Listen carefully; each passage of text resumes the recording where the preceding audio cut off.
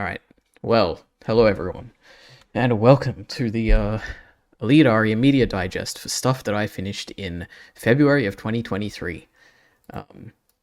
And I mean, we can go straight into it, I guess. I guess the important thing to say is there will be spoilers. That's something I didn't mention last time. Everything I talk about, I'm gonna assume you've seen it, so I'm gonna spoil it in its entirety, including the description I give for each thing that I've watched. I'll give like a short description this time that's from Google, so I don't know if it'll have spoilers or not, but I thought that was important.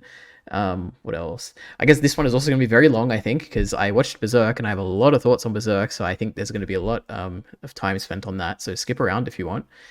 And yeah, I guess that's it. So the first thing I watched or consumed this month was Goodbye Eri, which is a one-shot web manga by Fujimoto, who makes Chainsaw Man, and it's 208 pages, and I watched it I consumed it, or read it, I guess, on the 10th of February. And I guess I could start by giving a description here, which is, young filmmaker Yuta contemplates suicide after the death of his mother, but a chance meeting with a mysterious girl will alter his life in an explosive way. And this was easily 5 out of 5. This was the best thing I've seen this month. I think it's the best thing I've consumed so far this year. It definitely is, easily. It's better than Chainsaw Man, but I guess it's very hard to compare because they are... obviously, Chainsaw Man's very long, and you got characters that you follow throughout this whole thing, and Goodbye Eri's short, and it's like self-contained, and it has an ending and all that, and it's so great. But yeah, I don't know. I didn't know anything about this going into it. I had heard about it for a long time, ever since it came out, I guess. The only other one-shot thing I've seen is the one about the guy who made the YouTube video that became like really viral or something. I thought that was pretty good. But this is like, I think this is like Fujimoto's masterpiece. Like of every I can't imagine him writing anything greater than this. So I'm it's a daunting thing for him, I guess, as a person, to be critiqued by me, you know. But man, he did a good job. But is there anything else general I should say before I go into the notes? Yeah, I had no idea. Like this could have been absolutely anything. I had no idea what Eri was. I had no idea if Eri was a character. It's crazy. Anyway, all right, straight into it. So, modern day setting. It was kind of crazy seeing Fujimoto's art style in another story. That is very true. Like, any of these characters could be pulled straight out of Chainsaw Man, and you wouldn't be able to tell. If you showed any random person like this manga versus showing them Chainsaw Man, I doubt they would be able to tell the difference. So it's just really interesting to see, like, this could take place in the same world as Chainsaw Man for all I know. It probably does, honestly, because we get like vampires and stuff. I mean, I'm sure it's whatever. It's complicated, but yeah, really interesting seeing a different story in the same art style. That just stood out to me immediately. Everything is first-person perspective from the perspective of Yuta's smartphone was really interesting. I've never seen that done before. Yeah, and then we get a sudden explosion, and Yuta says, "Goodbye, Mom," and it's like, what the hell is this manga? I guess I should probably... How should I explain this? The way I'm going to structure this, I guess, is that I have a lot of notes for this, because I was planning to make like my own video of it, but then I thought, no, I'll just put it in the end of this monthly digest stuff. So I guess I can speed over all these like less important notes because I have a few that are more substantial to talk about. Okay, sudden explosion. Goodbye, Mom. That was sick. The reveal that we're watching a school project movie is crazy. I guess the whole thing is that this, like one of the big appeals of this is just how many subversions there are and how you don't know what to expect going in, like first starting off and then continuing on and on and on, and you like question whether he's going to subvert the subversion or like what's going on. It's insane. It's crazy how there's no rules. Yeah, because I knew absolutely nothing. So I had no idea, like, is this science fiction? Is it a romance story? Is it a drama? Like, is it a crime thriller? Like, I've got absolutely no idea. So it was crazy seeing or having nothing to expect. That was really cool. Then, yeah, after the explosion and he's showing the movie, the fake movie. I guess it's not really a movie because it's revealed at the end that this is all just one big movie or whatever. But it's... Yeah, it's interesting how all these people are talking about respect and, oh, you can't disrespect the dead mom by exploding her in a movie or whatever. I'm like, oh, these people are dumb. I hate them. Respect the person's dead. You know, who cares how you respect them or whatever. But I guess that's the whole point. Not point, but it's like a very large aspect of this story is like what the way you are perceived and remembered and all that. Like with Eri, but we'll talk about that later. So that was interesting to get me like frustrated at the beginning, but then have it to turn into like a big part of the story. Um, what is this? My mum died last year. That's why I can't forgive you. Not for turning into a movie. Wait, my mum died my mum died too last year. That's why I can't forgive you. But not for turning it into a movie. That's not the problem. Why'd you add the explosion at the end? And again, another core thing that runs throughout this whole thing about like what makes a good story, and just that one line of like, why'd you add the explosion at the end? How it's like there is no answer, and by the end of this whole thing, it's left very open ended. How it just ends with one final explosion, and whether that's a good thing or a bad thing or just what it is, and it's just like this line just rings true for the whole thing. Why'd you add that explosion at the end? So I think it works well. Area looks like Asa. That's another random point. So if you read Chainsaw Man Part 2, you know who I'm talking about. Another big thing is that I can see where Fujimoto loves cinema, like that meme comes from, because this is a very, like before this, I was I'm reading Chainsaw Man and stuff, and sure, there's like some cinema references, and there's that one chapter with Makima at the cinema, and I'm like, okay, this is like Fujimoto talking about his love of cinema and all that, but I didn't really understand like why everyone said that was the case. But reading this, obviously this is about a filmmaker making movies, and it's very clear that you can see that Fujimoto was someone who has thought a lot about like making stuff and consuming movies and what makes them good and what makes them bad and what it means to share a movie with a friend and how you paint people in different lights and stuff. And it's very clear that he is a man of cinema, which is really interesting. Another interesting thing is that I think it's like I don't know if it's the whole thing is framed from the perspective of Yuta's smartphone, but it certainly feels like a large portion of it is, which makes it feel like a very found footage kind of manga, which is really interesting. I'd never considered that you could even do something like that in this medium, but that was really cool. Fujimoto is just the best, isn't he? Like, I don't know how else to say it. I haven't read many manga. Maybe I read like 8 manga or something, but he's the most distinct from all the other ones that I've read so far. His style of just writing and even his art and stuff, like it looks very modern and like a blend of like CG and like drawings and all that. It just looks so good, and like all these unique ideas he has, like found footage and all the meta stuff he does with the panels and everything is just so cool. Then another line here: "You actually like cliched stuff, don't you? I asked you because you cried during the heroine's death scene." The heroine's death scene, and then Eri okay, so it's all coming back to me. So this is Yuta, I think, talking to Eri about why she liked his story in a way, and her response is, "What a shallow analysis! I cried because the story resonated with my own life." And it's just great, because that is why you like stories, and Eri gets that, and by extension, Fujimoto gets that, and it's great. Unless he's making fun of it or something at some point, but I don't know. But yeah, then the proper analysis of the movie is really interesting. So what have I written? Her first reason for liking it is that it felt cathartic to her that Yuta ran away from the explosion at the end because it was cruel for his mum to get her son to record her own death. Which is interesting, because this is like when I wrote this note, we don't have the we don't have the reveal yet that his mum is using him and like actually is a very selfish person. But at this point, you don't even think about that at all. But but the point here is about how Eri is talking about like she gives this like very interesting quote unquote reason for liking the story, which is that it felt cathartic and all that. But then she gives other reasons too, and they're a lot simpler. And one of them is that she says, "Also, I like your character; he's good," and that's it. And I'm like, wow, it's really interesting, and it raises like an interesting point about how when you analyze something, it's almost completely pointless to kind of explain to someone why you like something, because you don't like something for reasons. You just like something because you like something. And when you read it or when you consume something, it's kind of reductive to try and break down a piece of media into the things you like and the things you don't like. Because you can have like everything I'm saying now about Goodbye Eri, for instance. If I saw it in another story, it probably wouldn't work as well. It only works as well as it does because it's in the context of the rest of this story, and it's almost impossible to separate out that like these things that I'm talking about as being reasons why I like this story. And it's interesting that this gets brought up in the story itself. So I don't know if I articulated that right, but it's an interesting thing to bring up.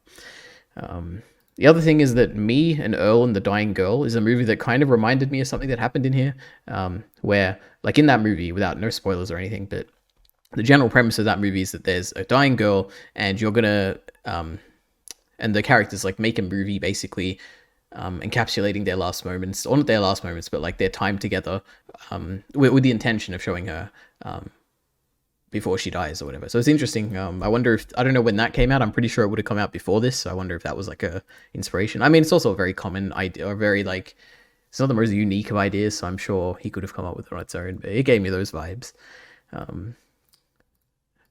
There's also this great scene with the dad at dinner, which again is revealed to just be them acting. But when I'm first reading it, it's just so funny how it starts off and Yuta's talking to Eri and he's like, oh yeah, my dad's a chatterbox. He's going to talk your ear off. And then you just flash forward to the dinner and it's literally, it's like pages and pages of just the same panel of Eri and dad just sitting at the table and not exchanging any words. And it's just the most awkward thing. And it's so funny.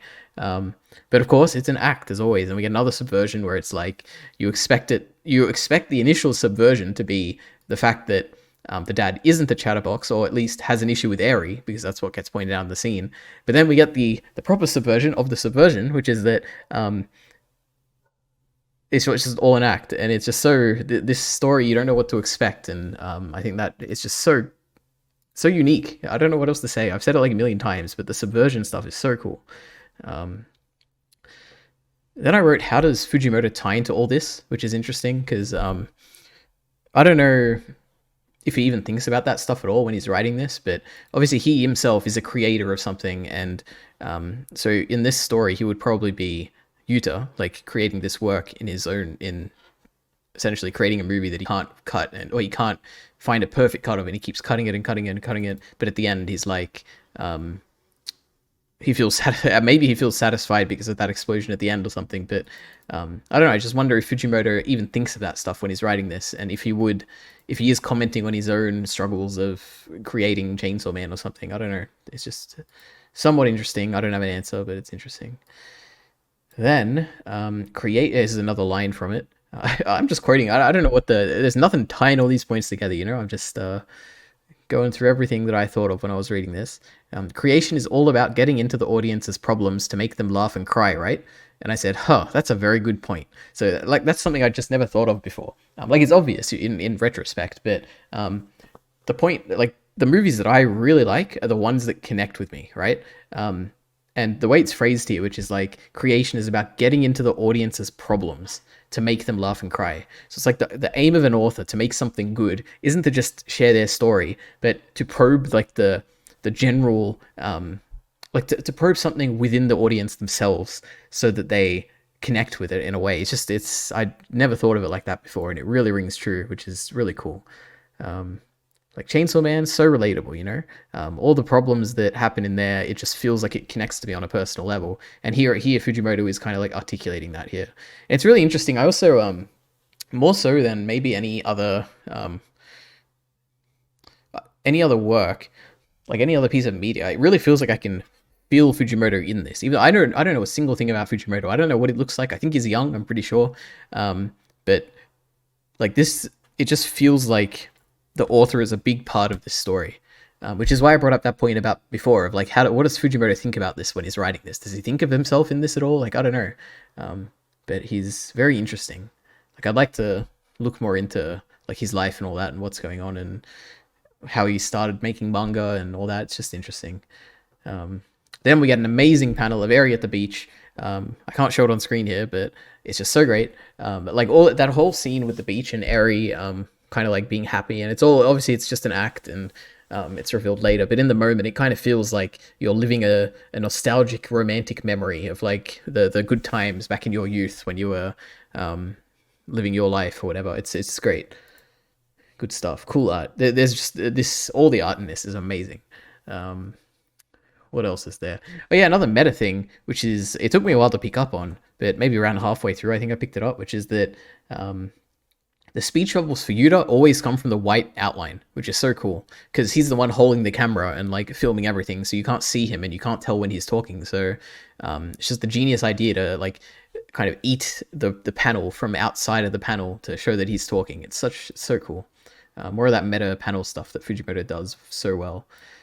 And then I wrote, Fujimoto is crazy. I can't believe I'm talking about the author so much. Usually I don't mention the author ever, almost, unless I'm like commenting on how genius they are or something. So I guess Fujimoto was very genius because I'm commenting on it a lot. But I said Fujimoto was crazy. Are they acting in this hospital scene? Yeah, in this hospital scene, it's for context, it's I think it's when at the beach, Eri collapses, and then she goes to the hospital, and Yuta and Eri have this conversation about like what her condition is and how she's gonna die or something like that. It's been a while, like I think almost a month since I read this, so I don't remember the details that well. So I should reread it, which I'd love to. But yeah, it's really interesting how we just went from the subversion of the dinner scene where it's like we buy that the dad, like it's this awkward moment between the dad where he's not accepting of Eri and he actually hates her or something, and then we get the subversion there that it's just an act or whatever, and now we're having this another genuine moment where it seems like Yuta is like depressed and Eri is like confessing her heart about how she's dying and all that, but are we meant to believe it? Like at this point I just have there's been so many subversions and reveals and all that where I don't know if I'm meant to expect, like, I essentially, I don't know what my mind is meant to be as a reader, which is so cool, where am I meant to be expecting that Fujimoto is subverting here, where it's like, this is genuine, because it's not meant to be genuine, because the previous scene wasn't genuine, it's just like a complete, like, mindfuck of, like, I don't know what to believe, it's so cool. But what did I write? I said, we're supposed to doubt that, yeah, so we're supposed to doubt that the hospital scene is real, because we just got tricked in the dinner scene, so is he subverting it and it's actually real, or is he subverting the subversion and it's actually fake? And it turns out it's neither of them, because the entire thing is fake, and it's just, I don't know, it's so cool. Yeah, then we got another recontextualization, which is that Eri related with Yuta's movie and really stuck out to her as like special because she empathized with the mum in that situation. And then she says, I know how it feels to want someone to film your death. I'm like, oh, wow, it's crazy. Then we got another recontextualization, which is the biggest recontextualization in this whole thing. Let me see what I wrote. So I said, we get the slow reveal of the dad having recorded his mum's... Yeah, so essentially the mum's in the hospital. And this is the scene where... a callback to the initial scene right at the beginning, which is where Yuta's been tasked with recording his mum's final moments before she dies, and he's been doing it, and it clearly, like, they've been having a great time, and the mum's such a nice person and all that, and everyone's sad that she's dying, and at the last moment, Yuta just can't face her in the hospital, and he runs away, and then the hospital explodes, and it's like that's the movie. And now we're seeing that scene again, which is, except this time, instead of from Yuta's perspective, who ran away, we see it from the dad's perspective, who's picked up the camera and is like, oh, Yuta couldn't make it, but I'll film the last moments, blah, blah, blah. And you get this like slow, sad, like, expression. It's like repeated a few times of Yuta's mum. And you're like, oh, she's probably, like, she's dying. She's going to die here. And she's probably just extremely sad that, like, her son is not able to be here in her last moments, you know? But then you get the reveal with this amazing line, which is, like, after all this silence and stuff, she's like, that boy was useless to the very end. And it's like an absolute gut punch and the biggest recontextualization of everything you've seen up to this point. And this is where I'm like, this is a masterpiece. Like, this is amazing. Where there's so many things going on here. First is like just the absolute gut punch of like how you thought this person was so loving and fell into the stereotype of this amazing mother, and you thought this was a typical story, where a typical like sad story of a son trying to deal with the loss of his mother and making this cute like video, which I'm sure it's been done a million times in other stories where you want to record someone's last moments. But yeah, so initially it's amazing on one front, where it's like a complete subversion of that, where the mum isn't a good person, she's selfish and all that, and it's just wild. And I think I said there was two reasons. I can't even... it's just so great that I don't even know why I like the other. What was it? Yeah, and now I remember the other amazing thing is the fact that this is where the idea of selectively editing the manga itself comes into play, where it's like, we perceived the mum as a good person because the author, in this case Yuta or Fujimoto, presented her as a good person, though in reality she wasn't, and it was all through selective editing. And we'll talk about the big reveal with Eri and that later, but man, that was such a cool, like, it just changes the entire how you read this story. Like, you'll never read this story the same way twice. Going into it now, reading it again, it would be a completely different experience, and just knowing the person the mum is and how selfish she was and all that is so cool. Like, this is a great scene. and just the way it's handled with the pause, pause, pause, no dialogue, and then just that like crushing that boy was useless to the very end. It's amazing. Next point. Okay. Man, this manga really makes me want to be a manga author. So true. Like it's such a like you can do anything. It's complete freedom. Like you can draw whatever you want. You're only limited by your own creativity. It's so cool. Like I would love to. Like I don't have the skills for it. I'm sure I could practice or whatever, but it's just so cool. Like this more than anything has been like, man, I'd love to draw and be a manga author, or I don't know, maybe even use an AI or something, instead of actually drawing. But man, it's so cool being able to do anything like this. Then the scene where they're talking about kissing, but oh yeah, so they're in the hospital. Eri is like almost dying, and Yuta's there as well, and they have this conversation. And the conversation, I don't care about, whatever, I can't even remember what it was. But what's cool about it is that we get 8 pages, and I went and counted. We don't see any characters. We get a few speech bubbles, but it's purely each page is like 4 like panels of the same thing, which is just the fluid bags of like the intravenous fluid or whatever, like those you have in the hospitals. And that's all you see throughout the whole thing, because like Yuta's camera is like pointed up or whatever. It's so cool and so bold. It's like a creative choice of all these pages that just look the exact same. It's such a cool thing. Love it. Then I also, this was kind of, I don't know, I kind of questioned why this is the case, which is why did Fujimoto become a manga author? Like, if he's such a fan of movies, why did he become a manga author instead of a movie maker? Like, I have absolutely no idea. Like, maybe he had the skills for it and he didn't feel like he was good enough to be a filmmaker or something. I don't know. I'd be really interested to see if, like, he's ever done interviews on this or anything like that. But, yeah. Maybe because it's more accessible at a young age or something to be able to draw something than it is to like assemble, because I guess that's another thing. Creating a manga is a very solitary thing where you can do it completely on your own if you're small scale enough, I guess. I'm sure he has assistants and stuff now, especially for Chainsaw Man, but yeah, whereas filmmaking, you need other people, you need actors, you need like lighting people or whatever. Like it's a very, I guess that's probably a decent explanation now. I didn't even think of that before this recording here, but that's probably it.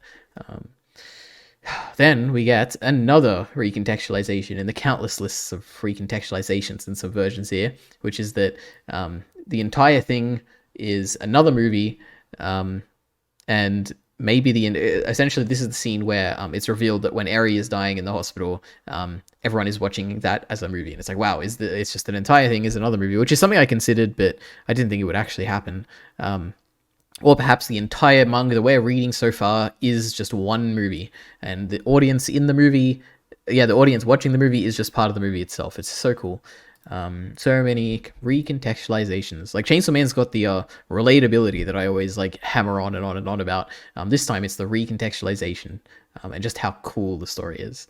Then we get the big, like the thing that got me the most. I teared up reading this. It's the coolest thing, which is that you, throughout this entire story, I can only speak for myself, but you get really attached to Eri, and like you think of her as such a cool person, and you just falling in love with her, and you're like not falling in love with her, but you're like, oh man, she's such a, like, I guess you are like falling in love with her in a way, just with Yuta. But then it gets revealed that the Eri that we've seen, just like the mum, is completely selectively edited, and we never knew her at all. And the person that we're seeing isn't Eri, it's just some amalgamation of like parts of what Eri wanted to be in a way. It's crazy because let me see what I have here. So the Eri we know, the only Eri we will ever see, was just an illusion, and it's heartbreaking and thought-provoking. Yeah, absolutely. So the thing is that, like, I have a bunch of quotes here, which is, didn't Eri wear glasses? And then Yuta's like, I filmed her without them at her request. Then what about her dental retainer? That also came out for shots at her request. And then, so you just mindlessly obeyed your girlfriend? We were only a couple in the movie, which is just crazy. And you'd never know that. You'd never know it from the movie, but Eri had a temper. She was self-absorbed. Wasn't she actually a pretty big bitch? Yep. Then, your Eri was a little over-idealized, but I'll always remember her like that, thanks. So it's crazy. It's like, her appearance was different, her personality was different, and the way people saw her was different, like as a person. So the Eri we know doesn't exist, and it's crazy, and it's so sad because it's almost like when that gets revealed, it's like the person that we knew died, just like his mum died, and it's man, it's so emotionally impactful, and at the same time so clever and so well done and executed, and it's like done at the perfect point of the story as well. Like it's not too early and it's not too late, and it's like, man. And he gets you again with that lot, like the recontextualization. It's crazy. This is like one of my favorite moments in any story. So great. Okay, we're almost done. Yeah. So then after this, we get like we get him reflecting on like what happened afterwards, and how he said he kept doing like a bunch of different cuts of the movie because he felt like it was always missing something, which is like a thing you hear about like people who are like perfectionists making movies and all that. They never feel like their thing is perfect. But what's interesting is that he was happy with that. He talks about how like he got a family, and he had a nice content life, and he would be happy to continue cutting that movie forever. Like he didn't need like an end goal. He was satisfied in the moment of making that thing, which is such an interesting idea. You don't usually hear that, I guess. Then we get a time skip, but the way the time skip is shown is really cool. How you don't see the passage of time, you don't see Yuta gradually getting older or anything. You just get four entire pages of just black panels, like the similar thing to the hospital bags, like the fluid bags, and also when Yuta and Eri are watching movies and you just see them in that like cinema room. Like I got this picture here. It's just the repeated black panel for 4 entire pages as the time skip. It's so cool and so bold and so blah blah blah blah blah. And Fujimoto's a genius and all that. Love it. Yeah, then we get the actual time skip, and we find out that Yuta has lived a very sad life indeed, and his entire family died in a car accident except for him. And it's like him talking to the camera and explaining this, and he says, I couldn't process it. It felt like I was watching that kind of shocking tragedy scene in a movie. And yeah, that's crazy. It's like it's consumed his entire life, like the idea of filmmaking and how everything he does and everything he sees is all framed through the lens of making a movie. And it really resonates. Like this is something that like it's just as a general thing. It's like, how do we frame anything? Like when something terrible happens, and you're supposed to be serious about, or something serious happens, I guess more so. Sometimes you can like, I don't know. I mean, this is maybe it's just like a personal thing, but I feel like it's not. Where something serious will happen, and instead of like being sad or like thinking of how serious it is and how you're gonna treat it with the seriousness and all that, you kind of just space out and think like, why is this so serious? Like, why should I care about this? Like, life will keep going on and blah blah blah blah blah.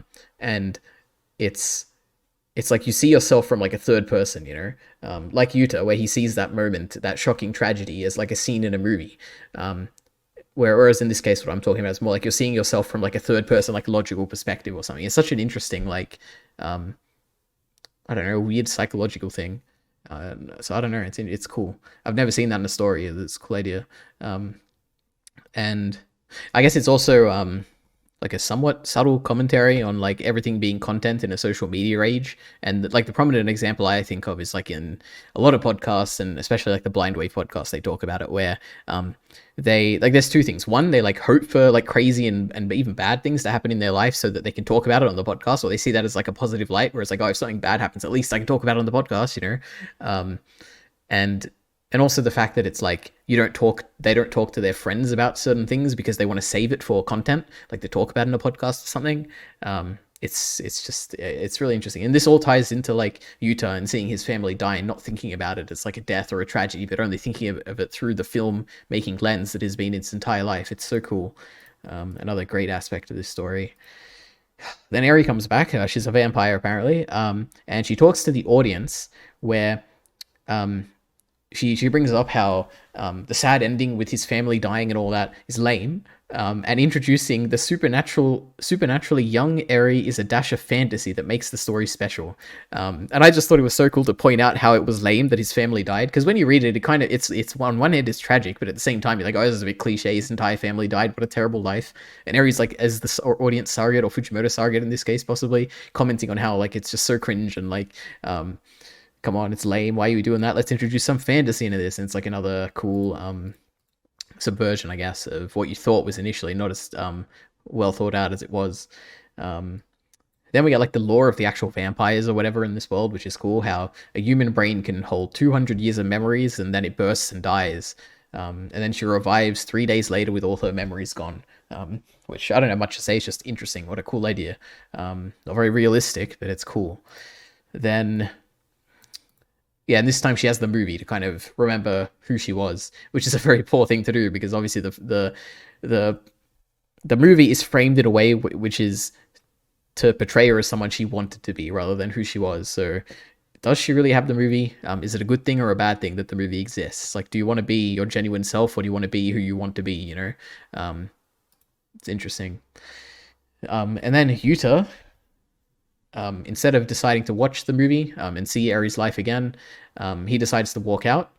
And the amazing thing here is that he says goodbye and then walks out. He doesn't say goodbye, Eri, which is exactly what I was expecting. I'm like, okay, this is the moment. This is where he says the title of the thing. He doesn't say goodbye, Eri. He just says goodbye. And I'm sure it's not a big deal. Maybe Fujimoto doesn't care at all. But for me, it's like such a cool subversion. Another thing in this story, another subvertive element, which is like you expect in that moment for him to say the title of the thing and to be like, oh, it's a name drop, blah, blah, blah. But yeah, Fujimoto's too cool for that, all right? He just says goodbye and it's so awesome. It's a small thing, but it's cool. Then... as Yuta's walking out, he remembers a line from Eri, and she's like, "It's missing a pinch of fantasy, don't you think?" And then the room that Eri was in, the whole building explodes, and that's the final panel. And this whole thing is the coolest thing ever. I had a smile on my face from all this like mix of emotions throughout the whole thing.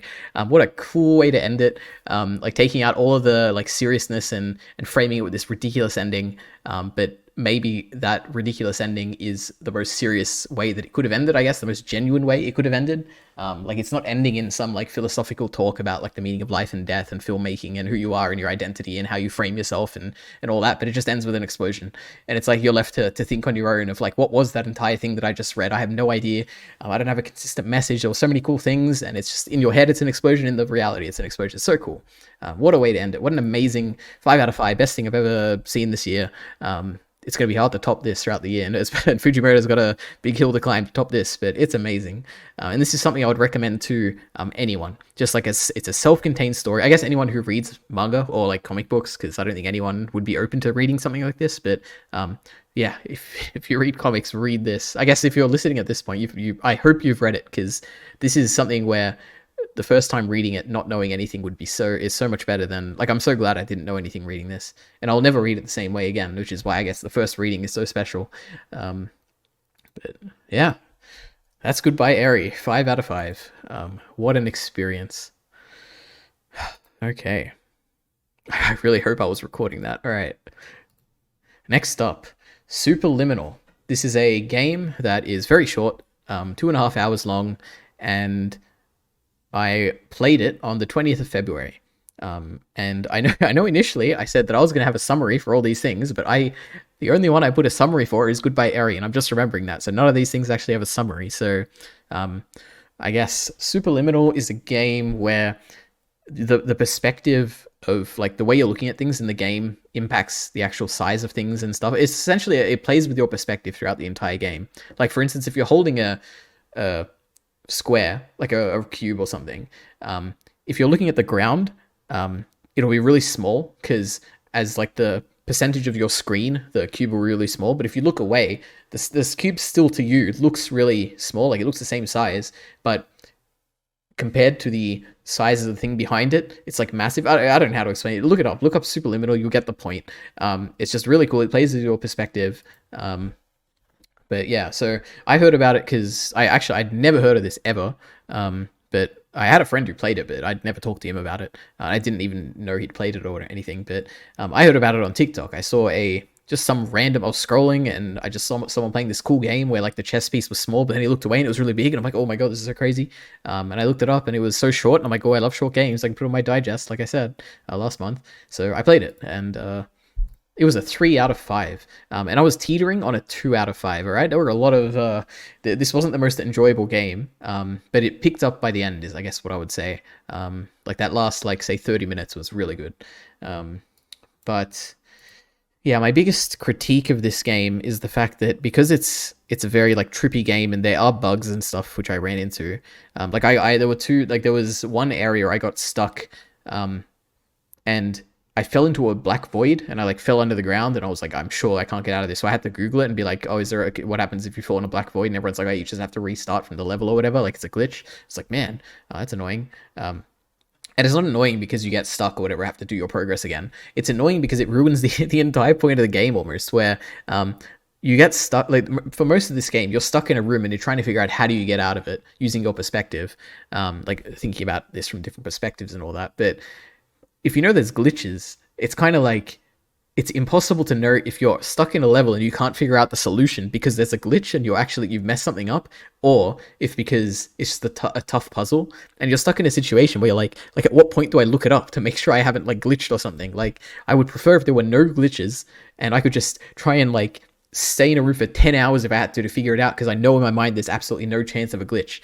But in reality, you're there for like 10 minutes. You're like, Jesus, is it meant to be obvious? Is it meant to be easy? Like, am I missing something, or is there a glitch? And it's just impossible, which is so frustrating. Which is really what downgrades this otherwise would be a very good game, a very novel game. I've never seen anything like this, but yeah, it's a shame.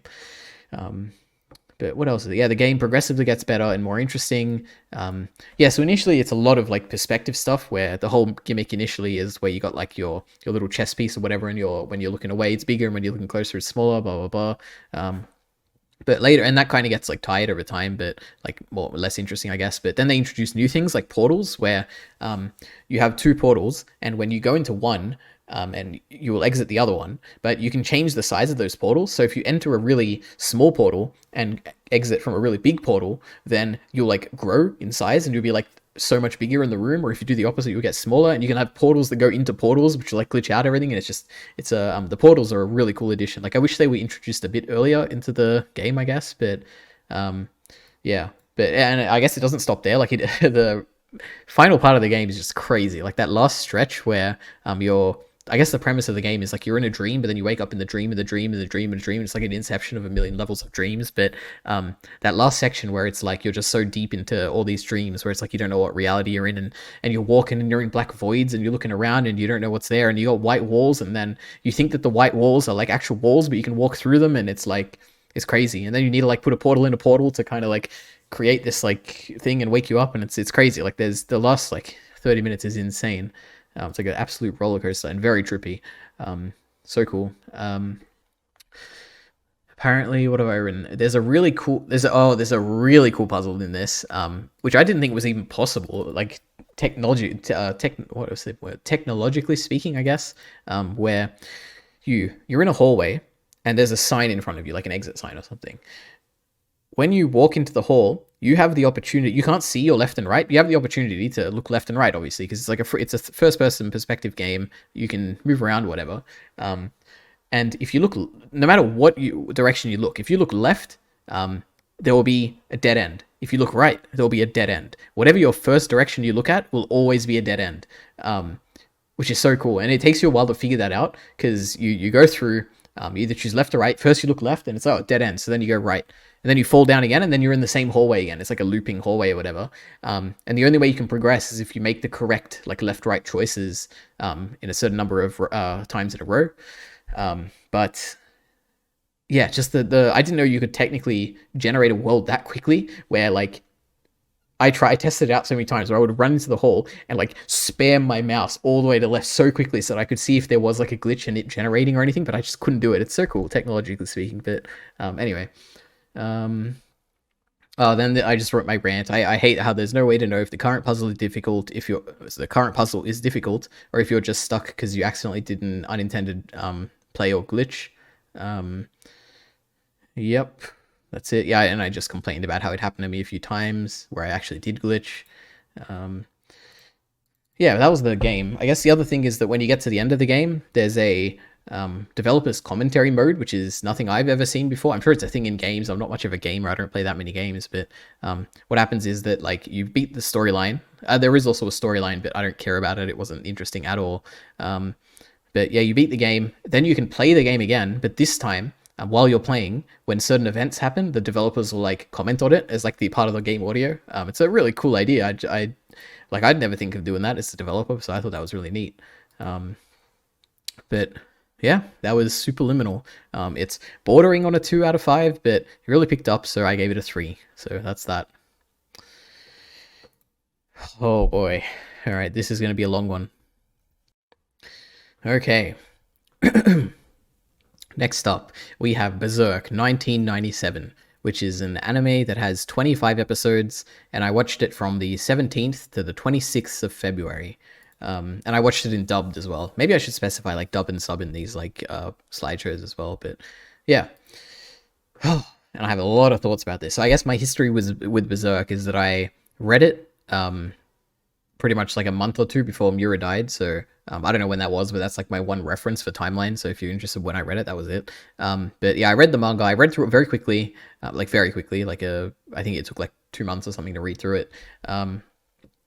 And I loved it. Like it's a candidate for like one of my favorite stories ever. Like just in terms of like impact of my like emotional impact and all that. But I read through it so quickly that I don't think I could analyze anything at all. So I've always been interested in rereading it, but I thought, why don't I just like watch it first to get like another perspective of the story, like apart from what's in my mind. And I'd always heard, like I knew, like I guess another thing is that before I even read Berserk, I watched the first episode of this. No, I watched the first 2 episodes of this, which is like the initial episode in this story is actually a flash forward to the Black Swordsman arc, and then the next episode is when Guts meets Griffith, I think.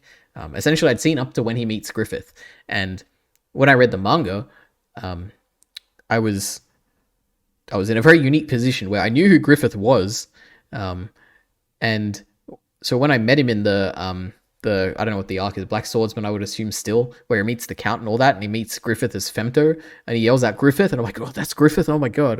But yeah, that's just a meme thing. But anyway, yeah, so I watched that, and then I read the manga, and here I am, we're watching this again. So yeah, I watched dubbed. Now I have a lot of notes here, so I think I'm just going to blast through them instead of like focusing on them like I did for Goodbye Eri. So episode 1, the bartender guy says that you know what, before I do this, I should just talk about my general thoughts, which is I thought this was a 4 out of 5. So it's very good. I think this is a great self-contained adaptation of the Golden Age arc. Like it's I haven't given it a 5 out of 5 because it's clearly a lot is like left out from the manga. I don't remember the like extreme details in the Golden Age in the manga or anything, but I know at least like the Guts getting raped, like that was excluded, and that's obviously a massive part of his character. And honestly, that might even be the one thing that stops me from giving this a 5 out of 5, because to me that's such a like fascinating and really cool addition to Guts' character, like being who Guts is and having that be a big core aspect of who he is and why he doesn't want to be touched and all that. So it's interesting not to see that. But yeah, other than that, it's just really well made. Like it focuses on good like art and directing and cinematography rather than having like extreme animation, like extreme like detailed Sakuga or anything. Although there are moments of Sakuga. Like initially I was thinking I'll give it the excuse of like, oh, you know, it's an old anime, you can't have good animation. But then I think of like Cowboy Bebop and all that, and that came out at a similar time as this, and that has great animation. So I don't think the age is an excuse for it. But yeah, the lack of like good quality or even modern looking animation didn't bother me at all, because it is like the art and directing and cinematography is much more important than the animation in a story in my mind. But sorry, excuse me. Yeah. Anyway, that's my overall thought. I guess also the dub. I thought the dub was really good. It has a lot of those like old dub kind of issues where the lip sync is sometimes a bit off, and the voices can be overacted sometimes, but didn't bother me at all. I thought it was a lot of fun, and if anything, those like little weird touches kind of gave me a bit of nostalgia from like watching Dragon Ball Z as a kid and all that. But yeah, generally the main voice actor, Casca. Actually, I should talk about her voice. Casca's voice Jesus, Casca's voice actor is perfect. She is very good. She one of her like bits of dialogue I'll talk about later. Just got to be so like, it made me cry. It was so good. But yeah, the other voices are great. Griffith is great. Guts is great. Judo's great.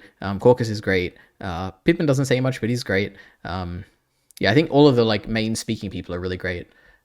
Charlotte, everything. But anyway, okay, that's enough general things. It's great. The music's great. I should talk about the music. I'm sure I'll mention this throughout.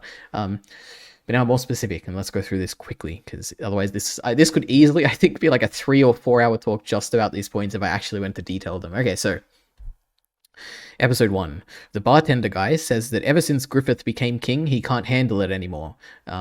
And then I question, like, is the show trying to form its own canon where, because obviously Griffith doesn't become king of Midland like you're expecting when you're watching this, or when it's what it makes it sound like in this first episode. He just becomes like a god hand or whatever. But the common people don't know about the god hand, so that random guy in the bar's not going to know. So it's interesting how the creator of this, or whoever wrote this, is tied this story so that it's in its own like universe where, say, Griffith is known to become the king, and maybe this is like in a world where he creates his Falconia sooner, and it ties it together to be like a coherent story where when you rewatch it, if you've never read the manga, you watch it the first time, you go all the way through and you get to the end and you see, oh, Griffith ascends. And then if you rewatch it as an anime only without having seen the manga, you'll go to that first episode and you'll be like, oh, Griffith does become king because they mentioned it here. Really interesting. So it's like its own self-contained canon, which is different from the manga, which I respect. Like, that's a really cool thing. If you know, like, when you're making this that you're not going to have any more, it's a cool way to just tie all the loose ends together in its own self-contained story. But, oh man, I spent so long on that point. There's like 300 more points. What else? I said, man, Berserk is so good. Episode 2 already has so many amazing character stuff. Yeah, it's crazy. I do wonder, like, is this only good because I've seen the manga and I'm just enjoying it now through the anime? But I don't think so. I think this thing would stand on its own, just in terms of the characters, the directing. Like, it doesn't get all the details like I was talking about. Even like with the Guts rape, which I think is so integral to his entire character. I think it captures the essence of what Berserk is to me, and it just does a very good job. So yeah, Berserk is so good. Episode 2 was already great. Yeah, this is the first time I'm watching the story knowing where Griffith ends up. The first time I read through, I had no idea what was going through Griffith's mind. So it was interesting knowing where he ends up, and especially way later on in the manga as well, vaguely, because I don't remember that well, honestly, the like his return and all the details there, but it's a very different experience knowing what's happening in his mind compared to before, or at least having a glimpse of it, because you never really get a look into his mind here. But I feel like I have a solid understanding of who Griffith is by the end of this, which I think we'll see as we go through these notes. I had like ideas of who he was, and by the end, I think I have a very solid understanding, hopefully. Which check out the YouTube section, because I comment on a particular video about Griffith. So Griffith, I wrote, Griffith really is the best character ever, isn't he? Guts and Griffith go on interesting journeys. Guts is the loner who learns to love people around him and value camaraderie with Griffith, leading to a fulfilling life, while Griffith is someone who has always been admired and starts to realize how empty his life really is, but doesn't blame himself. Instead, he blames Guts out of jealousy because Guts is able to achieve the genuine connections with the people around him while Griffith can't. The conceit of Griffith's character is arrogance and insecurity. So I think this is I don't know how accurate this is anymore. This was just a thought I had when I was reading. I guess I can try and piece together what I think about Griffith now, because I'm sure it'll come out throughout. I think the core of Griffith's character is a denial of his humanity. I think that's the entire point of Griffith, where he wants to be this emotionless creature who thinks logically and does what's best. He isn't corrupted by human emotions and all that. He wants to be the best, but he isn't. He's just a human. Everything, like all of his actions and all of his words and all that, they're all just some persona that he's putting on, but not for the fact that he wants to deceive people, but for the fact that he wants to deceive himself, right? Like, he's ashamed of who he is. So I think like this whole like insecurity and this whole like insecurity and being ashamed of his humanity, I think that's the complete core of Griffith. But yeah, I'm sure we can talk about this a bit more as we go on. But yeah, Griffith is using and manipulating Casca right from the start. Yeah, true. There's something special about the Golden Age. It's not the details that make it so great, but the grander story about the characters. Yeah, I guess it is. Like when you're reading this, it's very, it feels like a archetype of a story rather than a story itself, where it feels like you've seen stories like this. Actually, I was going to say it feels like you've seen stories like this before, but it doesn't.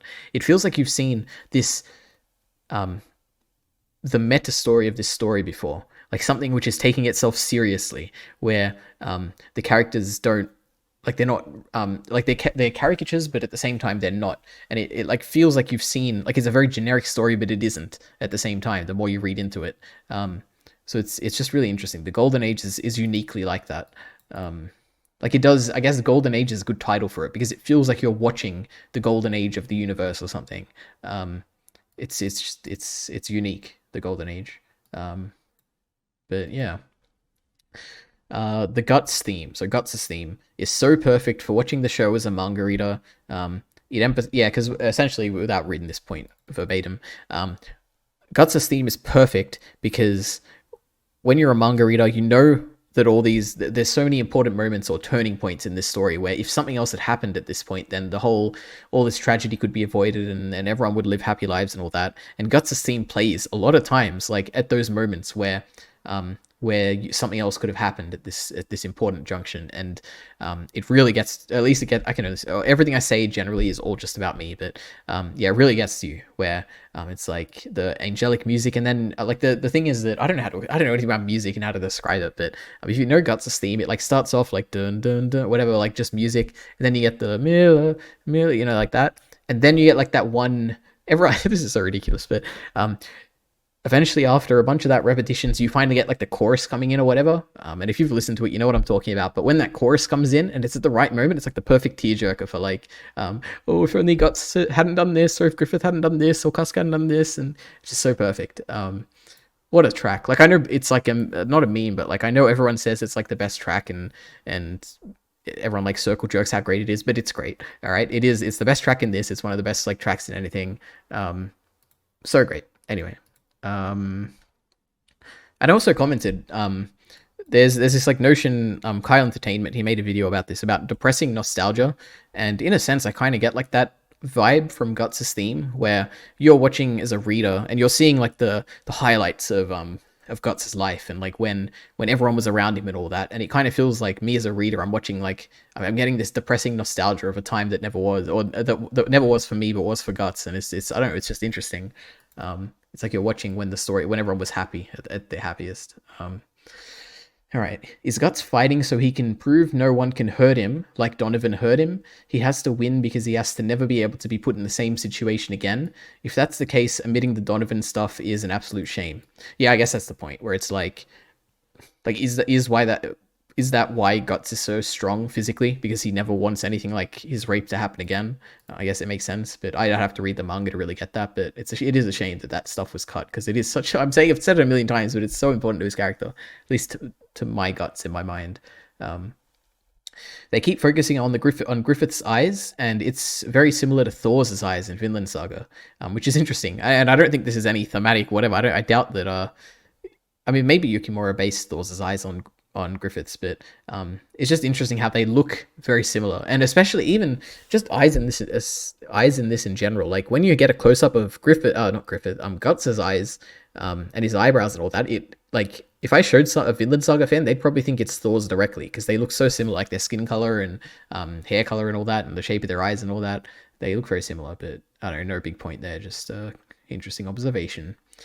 It's really interesting having the Void voice actor in the dub does the beginning speech, like, in this world is the destiny of blah blah blah. That's the Void voice actor, and it's just a very cool idea, where he is obviously a member of the God Hand, potentially the most important and oldest, or he is the oldest member of the God Hand so far that we know of. And it's interesting that the God Hand is watching Griffith throughout this whole thing, and kind of maybe manipulating his life,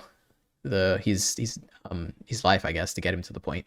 But it's so cool how it's like the voice actor for Void, or in this case the character of Void, is narrating the whole story. It's as though he's watching the anime with us, and he knows what's going to happen to Griffith, and he's manipulating it in a way. It's a cool like meta thing. Like, what a cool idea is, like, I don't know if the sub does this as well, but what a cool idea for the dub to do. But anyway,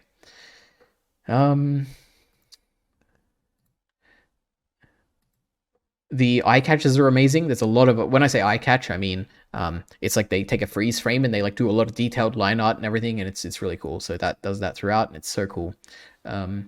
Griffith must really have a sense of, she used to love me, but she ended up loving you, in regard to Casca falling for Guts. Yeah, true. I guess that was just the thing I made initially. We'll talk about that later. It's kind of interesting that the only characters that matter in this story so far are Griffith, Guts, and Casca. Like, that is an impression I got early on, and it becomes a little less so later when people like Judo and Caucus and Charlotte become a big deal, but initially, like the first like 10 episodes or so, it really is those three characters, Griffith, Guts, and Casca, probably in that order, which are the whole, like the only, they carry the story. Like you could get rid of everyone else, and if it was just those three people, that it'd be just as good. It's just really interesting. It's also interesting how early Zod is introduced, because I don't remember how, like what episode number it was or anything, but when I saw this, I was like, man, I thought he would come like toward the latter half of the story when the like more supernatural stuff is introduced, but no, he shows up really early. And I guess my other impression was that he shows up so early and he's still alive in the manga. Like he is such a big character. Like he has been around for basically the entire story, like 90% of it. It's crazy. And there's no sign that he's going to be dying soon or anything. So it's interesting. What a guy, what a survivor. All right.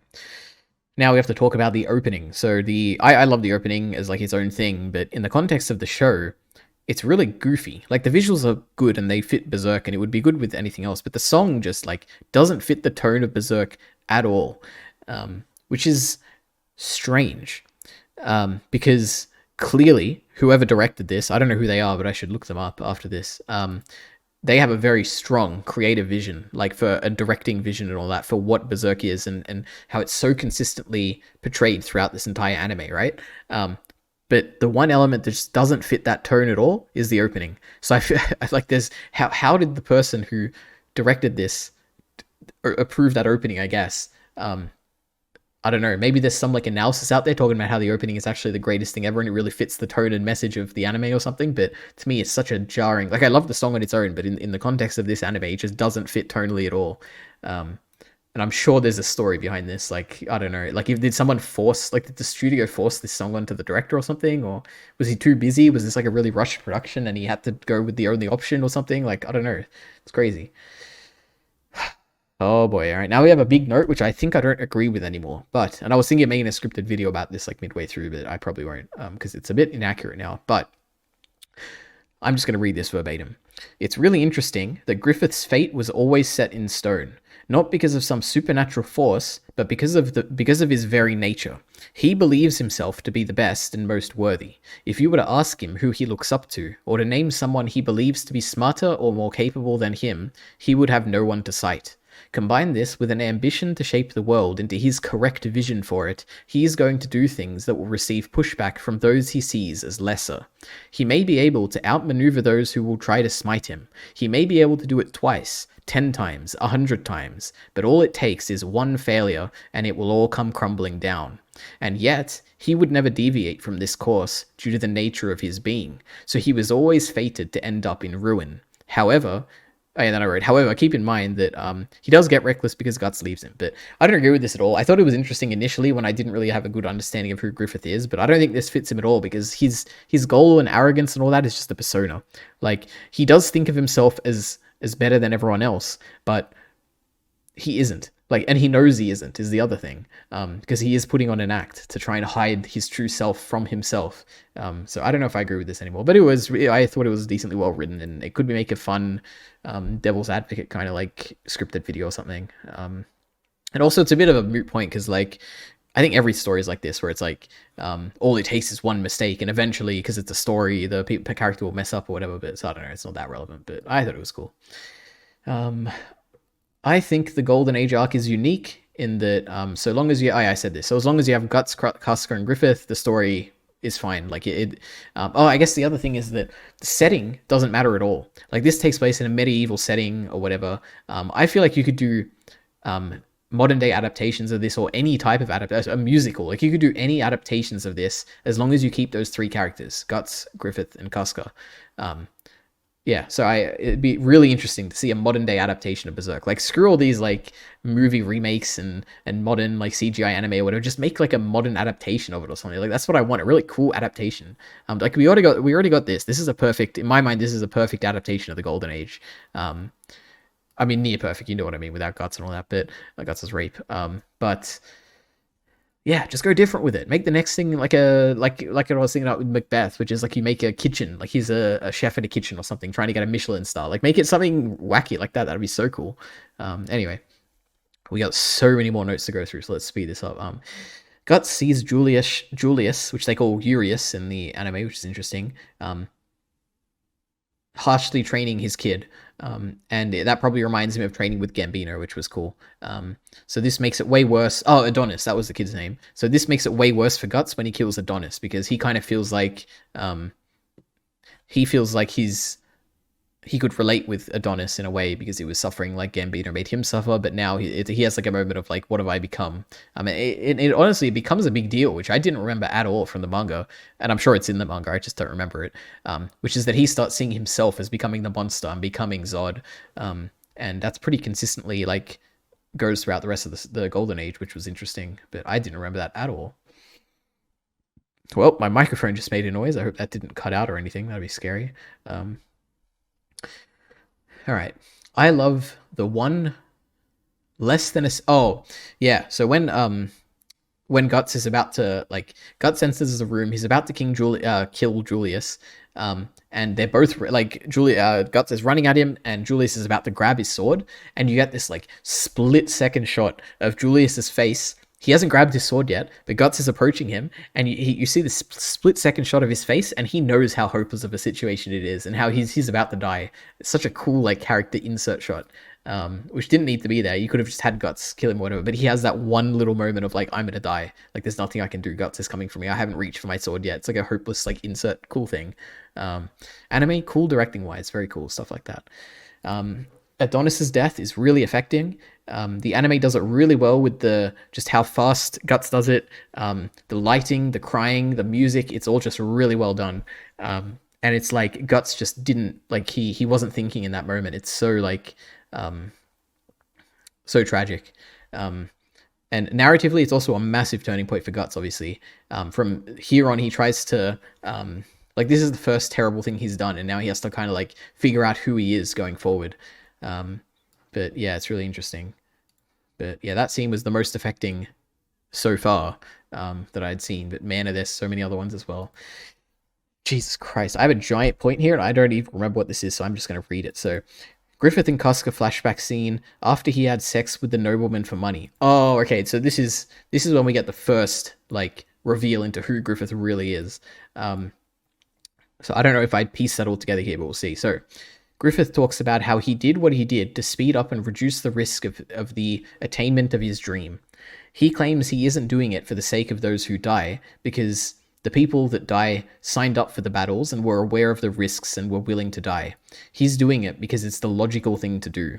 It's better that he sacrifice himself, which is only a small problem to him, so that he doesn't have to lose hundreds of men, which would be a big setback for him.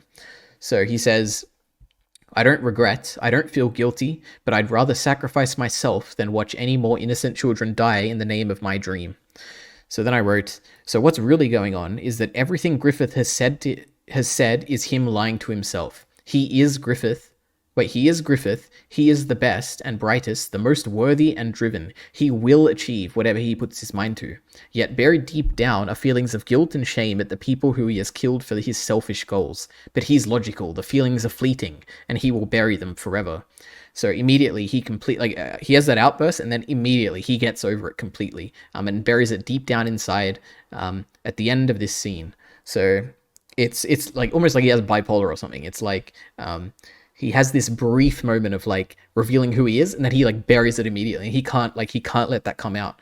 And it's really cool, and this is definitely like what makes Griffith like initially to me, Griffith was good. Like he'd probably be an A tier or something, but he is the best character in Berserk, honestly. I love him like that, just like being that person who is ashamed of his humanity and ashamed of not being the persona he tries to put on, and not putting on that persona for others, but putting it on for himself because he wants to be better. But yeah, that's what makes him the best character in Berserk. It's crazy. So, said, man, the Casca crying at Guts scene is so affecting. Let me have a drink.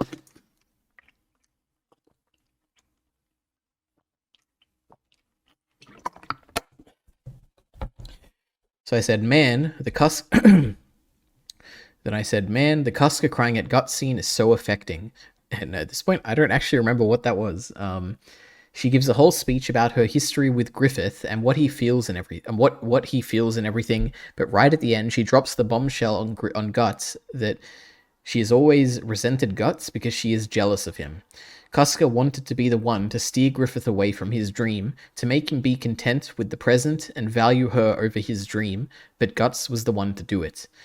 Yeah, so it's just that the crazy recontextualization of why she hates Guts, which is it is like I wrote. I guess it's the bombshell. It's just so crushing. And now that we know like Casca's backstory and all that, it's just so tragic. How she, I don't know. It's sad, I guess, is what it really is. How she was replaced. She didn't achieve what she wanted to achieve. It's sad. And then I wrote the way the anime does it with the voice acting and music, which they use Guts' theme here, is just so heartbreaking and very like emotionally affecting. It's really well done. There's an interesting parallel between Zod killing all the men and then Guts killing the 100 men. And I said, and bro, it's so cool. He's so good and so cool. It is. When he kills the 100 men, man, it's cool. But at the same time, oh no, he's becoming like Zod, who killed all those men. Anyway, Guts' speech in the anime's Bonfire of Dreams scene really captures who Guts is in my mind. They did a great job. I teared up when he was talking about his sword being all he knows and the of the music playing, which is true. Like someone needs to do. I was gonna say someone needs to do like a video compiling it, but I'm sure there is. But someone needs to do a tier list of all the moments Guts theme plays in the anime. Because I have one coming up that is so emotionally impactful, and they do it so well. But we'll talk about that. But this was a good one as well, where sitting at the tree holding this sword up and it's like, my sword is all I've ever known, or blah blah blah, and it's so sad. But yeah, Guts in that scene. I don't remember the details here, but I do remember when I was watching, I was like, man, this is Guts right here. Like this is his first true moment of introspection that he's like sharing with Casca, and it really feels like who he will become. Bonfire of Dreams is like a 10 out of 10 episode. It captures all the moments perfectly. Guts is sitting at the tree after he kills the 100. Yeah, so the Bonfire of Dreams scene, it starts off the episode starts off with Guts having already killed the hundreds of men, and then all the band of the Hawk arrives, and Guts has this like really cool pose sitting on his sword, like all tired and like quiet, under the tree. It's so cool. What else? Judo taking Casca aside to give her the medicine. So it's like a cute Judo moment where it's like he really is the one looking out for her the most. Guts' speech to Casca at the tree, which we talked about. And then this really is a great episode. Right at the end, where Griffith comes back because he was sent away, but he came back for Guts and Casca, and Casca apologizes that she like got caught in battle or whatever because she was not well when she fought. And Guts like pushes her into Griffith, and then Griffith like looks down at her and says, "Welcome back." Like that's all he says, and that's all he needs to say to that's all she wanted to hear. It's more than she wanted to hear. She was just hoping to get like a I accept your apology or whatever. But man, and the music starts playing, and it's as though this is like a core memory of like Casca. Like she will remember this forever. And yeah, and then like. And after that, while the music is still playing, Guts goes and he has like a party with his men, and it's like probably the final time that he has like a good time with his men. It's such like a great like this episode is a perfect episode in my mind. Love it. What else? So yeah, I said I completely forgot about the Guts becoming the Zod storyline. I completely forgot about that. And Guts even uses his sword in that one battle against the big castle. So there's a lot of parallels there. I think the anime could do a better job of showing us the size of the band of the Hawk. That is another criticism I have. Like, we've also got like those 5 or 6 like speaking characters, and then we have a lot of like generic soldiers, and it looks like scene to scene the size of the army like changes, and I have no idea how many. Like they could, if you told me there's like 100 men in the band of the Hawk, I'd be like, yeah, that looks about right. But then in the big battle, if you're like, oh yeah, there's 10,000 men in the band of the Hawk, I'd be like, oh yeah, I guess that seems right. These two numbers aren't very congruent, so I don't know what's going on there. I have no idea how big they are, so the anime has to do a better job of that. Look at that, actual criticism here.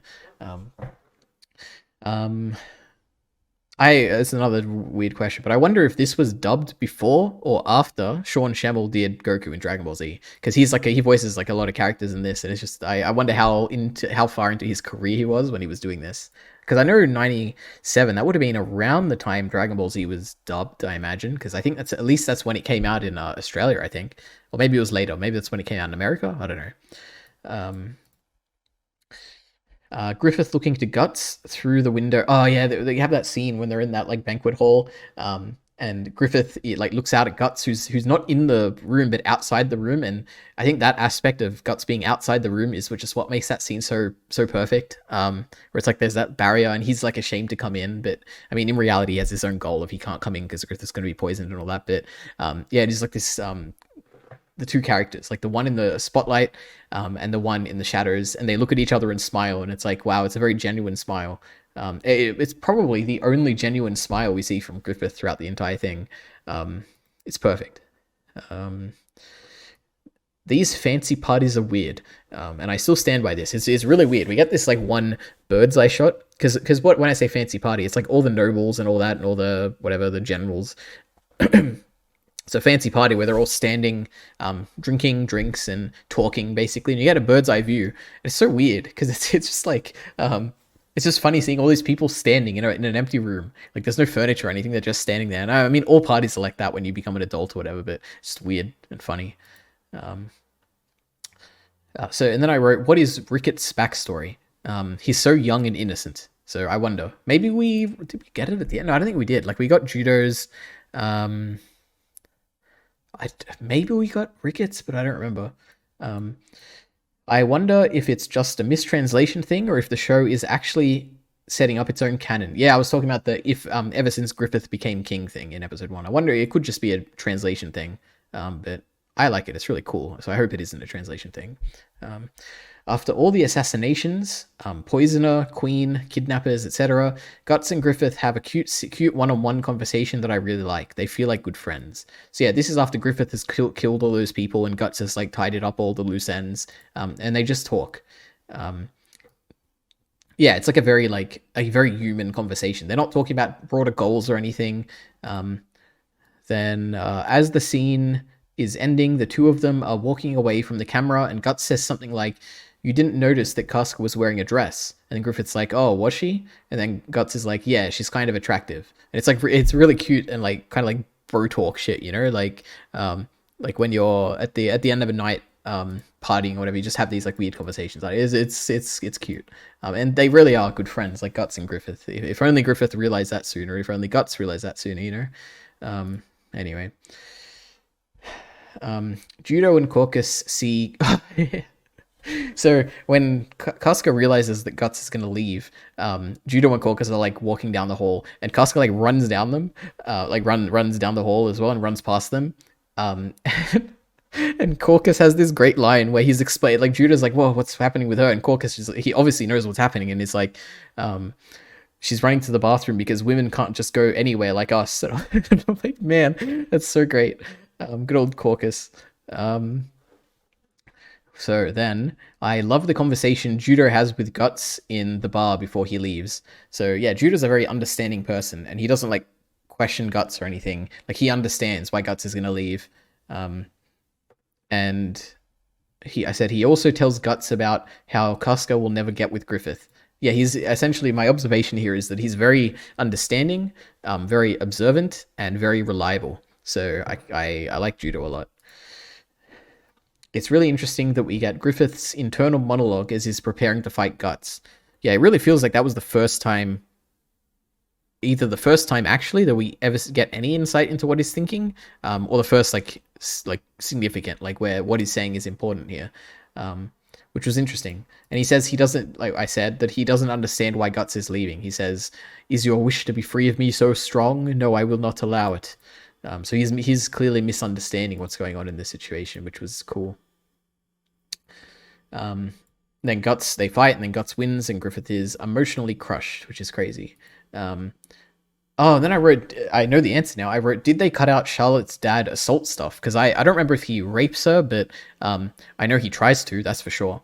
And I guess now having seen the whole thing, yeah, they completely cut it, which is just crazy for the king's character. But I mean, it doesn't matter. But at this point, like the anime is a nice self-contained thing. You don't really need it there. I think it works fine. But if they like it, I guess it only works fine, and I don't care at all that they excluded it because the anime doesn't cover what happens further on. But in the manga, one of the greatest greatest moments in the manga is when Ganishka goes to try and rape Charlotte, and you get the flashback where it's I haven't read it, so I don't. Maybe this is like me inaccurately remembering it, but from what I remember, she initially sees her father like in the paneling, and then it gets like it's a great subversion where like you're expecting to see Ganishka there initially, but instead she sees her father, and then you see Ganishka. It's so cool. So yeah, if you're not going to adapt that scene later, then yeah, it doesn't matter to me that the attempted rape happens in this story. But yeah, it's so cool later on. That's why that scene is so cool for me. Anyway, a crazy what if scenario is what if when Guts and Griffith fought on the hill, what if Griffith's sword never broke? I am certain that if he had his sword in that moment where he has just had sex with Charlotte and he's leaving and he gets cornered and he doesn't have his sword and he can't fight, I'm convinced that if he had his sword, he would have got out of there and he never would have been tortured, and it would have been a completely different story if he was never tortured and his ego was broken and all that. So yeah, I just wonder what if that'd be a cool what if story to adapt. Okay, how much more have we got? Oh, we still got so much more. Okay, a small thing, but the scene where the torturer is monologuing about youth being wasted on the young is really well done in the anime. Yeah, I think everything with this torturer guy is so cool. Like the voice acting, the directing, the atmosphere, everything is just really great. He's one of the most interesting. I wouldn't say he's the most interesting character, but he's like such a small character that you didn't need to give him any characterization, but he has some, and it's really cute. So yeah. Casca blames Guts for leaving Griffith. She calls him an idiot for not realizing that Griffith saw him as a friend, someone he needed to balance out the burdens of his dreams. So yeah, Casca is a based queen, observant, just like Judo, and she knows that Griffith always saw him as a friend, even if Griffith and Guts didn't realize it. All right. Now we're going to talk about the best. I was going to say maybe I don't remember. I don't know if it's the best scene. Maybe it is. I think it probably is.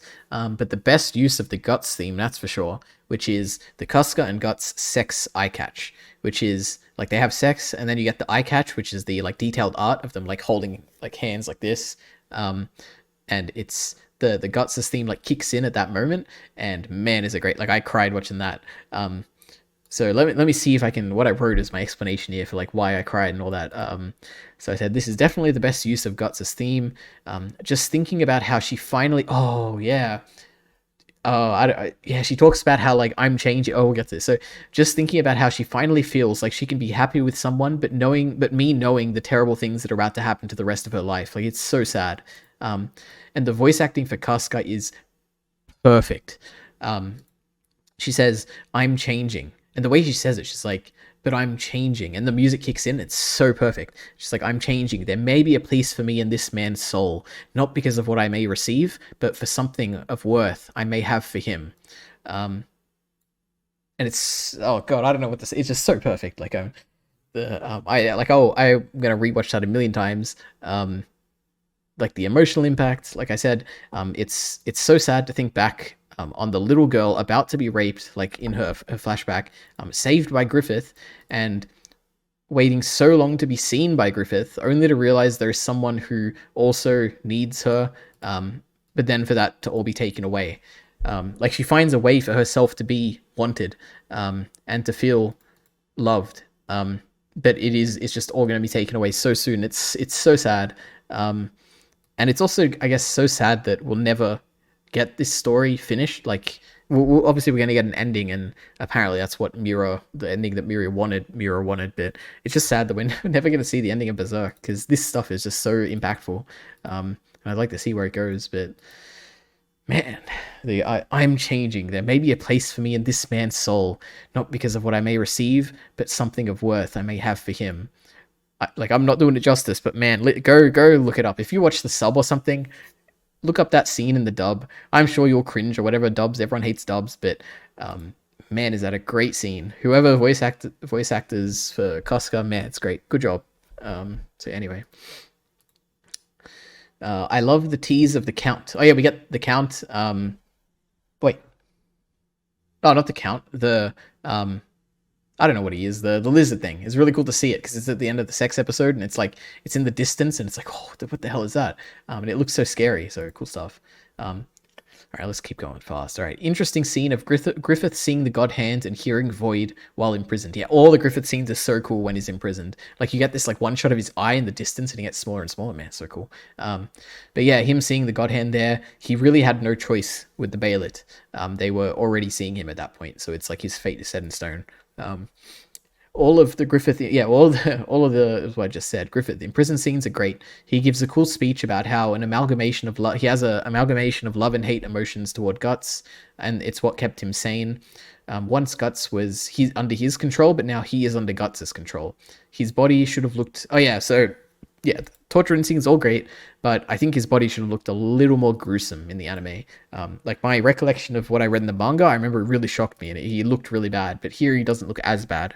But I guess they make up for it with the tendons, like just having all his tendons sliced and his tongue cut out. It's kind of like you don't have to see the graphic nature because you kind of hear about it, but it would be nice to see it to make it more emotionally impactful, or viscerally impactful. But yeah.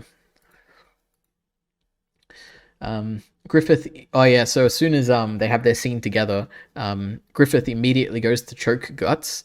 But what's great about the scene is the fact that Guts doesn't even notice and he just goes in to hug him and it's just so perfect. Yeah. Well, I said, wow, I had no idea that Rosine was in the Golden Age arc because she shows up at some point and is like a little, I don't know what she is, a butterfly, I don't know what she is. She's not a fairy, that's like Puck, right? Yeah, cool seeing her, I couldn't believe it. The Guts exit out of the top of the prison steps is so cool. Because yeah, you have this command, like he's obviously been fighting out of the prison, out of the torturing chamber or whatever, like this circling stairs. And there's the commander at the top and he's talking about, oh, the legendary commander of the Hawks or whatever won't be here. But even if he is, like a tale of killing 100 men, I'm sure it's exaggerated. He probably only killed 10 men at best. And then Guts like comes out and he's all tired and like panting and he's like throwing these men on his sword and stuff. And it's like, man, what an entrance. Yeah, so cool. Oh, and then I wrote, I love the opening narration, the "in this world." Like I've memorized that. I would listen to it every time, because it's so cool. I like it. Like even just, I don't know, it's something about like, it's like an earworm or whatever, like with, like, there's some music where you'll hear it in your head and that's called like an earworm where it'll like loop over and over forever. I think this line is kind of like that, where I'll hear it in my head all the time, like, in this world, is the destiny of mankind controlled, blah, blah, blah. Griffith loses everything. His voice, his looks, his respect, his adoration, his girl, his pride, his confidence. He is humiliated and pitied. It's the greatest fall from grace in anything I've ever seen. Which, yep, I stand by that. Now we get the second best use of Guts' theme, and maybe probably the best use for his character, which is... when the Band of the Hawk approaches him and asks if he was planning to leave without saying goodbye, they say that that if that's the case, they're going to go with him. And Guts realizes that he has had everything that he ever wanted, and he's had it all along. And he wishes that he had realized it sooner. And the music kicks in, and it's sad. I guess it's so sad because we know that. I mean, I know that everything is going to die, and it's all going to be taken away from him for the sake of Griffith's dream, and I guess for the sake of Griffith's ego as well. Anyway, so Griffith falls onto Casca. So yeah, Griffith is injured at this point and he falls. And it's very interesting how open to interpretation it is. And this is one scene where, like, I watched it in the anime and I wasn't sure. I was like, wow, there's a lot of interpretations here. So I thought, okay, I'll go see if the manga had a more clear thing. But it's also incredibly open to interpretation in the manga as well. So I have a few things here, which is option A, he's trying to manipulate her into staying with him, and by extension, having Guts stay with him. B, he's trying to assert and show to her that she still belongs to him, which I think is pretty likely. Or C, he's trying to prove to himself that he is still powerful and admired by trying to have sex with her, Yeah, by trying to have sex with her. Yeah, he's trying to prove to himself that he's still powerful.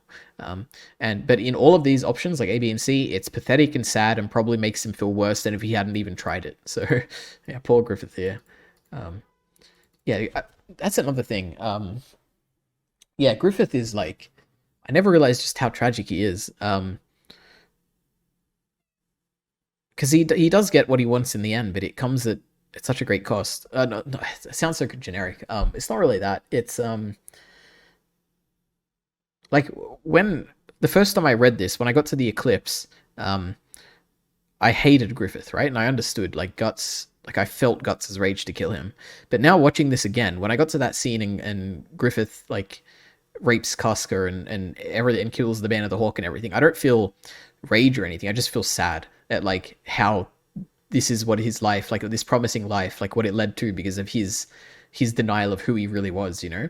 Like he was so ashamed of who he was that he became the person he wanted to be, and that was the most terrible of outcomes for everyone, for him, like he lost who he truly was, and everyone suffered because of it. Yeah, man, Griffith, this show has soared my love for Griffith. Anyway. Griffith overhears that Guts is going to leave, and he runs away in the carriage. Yeah, that was sort of sad. Griffith has a dream about what his life would be if he just went back to Casca and let her take care of him. Then he wakes up, has a mental breakdown, tries to kill himself, but can't commit to it. Further sad and depression. It's just all sad. Then we get this picture here. Oh yeah, so right. Griffith holding the Baylet in front of the sunset is beautiful in the anime. And I said probably the image for my media list, and it did end up being the image for my media list, and here it is. It's beautiful. The anime just generally does colors really well, which a lot of modern anime seem to struggle with, but yeah, it does colors very beautifully. The Baylet returning in Griffith's hand is such a great, it's a great sinking, inevitable feeling where it's like, man, this was always going to happen, wasn't it? It's so, like, if I was Griffith in this situation, I would laugh like he did, I guess, where it's like, I really had no choice, did I? Like, it was eventually all going to come to this. Yeah, it's like a moment of dark comedy, I guess.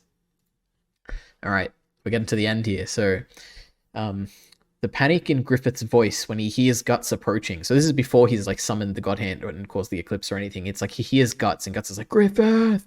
I said, it's like he needs to do what he needs to do before. Yeah, it's like he essentially, I hate like how I read a point and then I like remember what it is, but, yeah, Griffith hears Guts, and he panics because he's like, if Guts comes to me now, I can't be who I want to be. Like Guts will bring out his humanity, and Griffith realizes it, and yeah, it's just so like,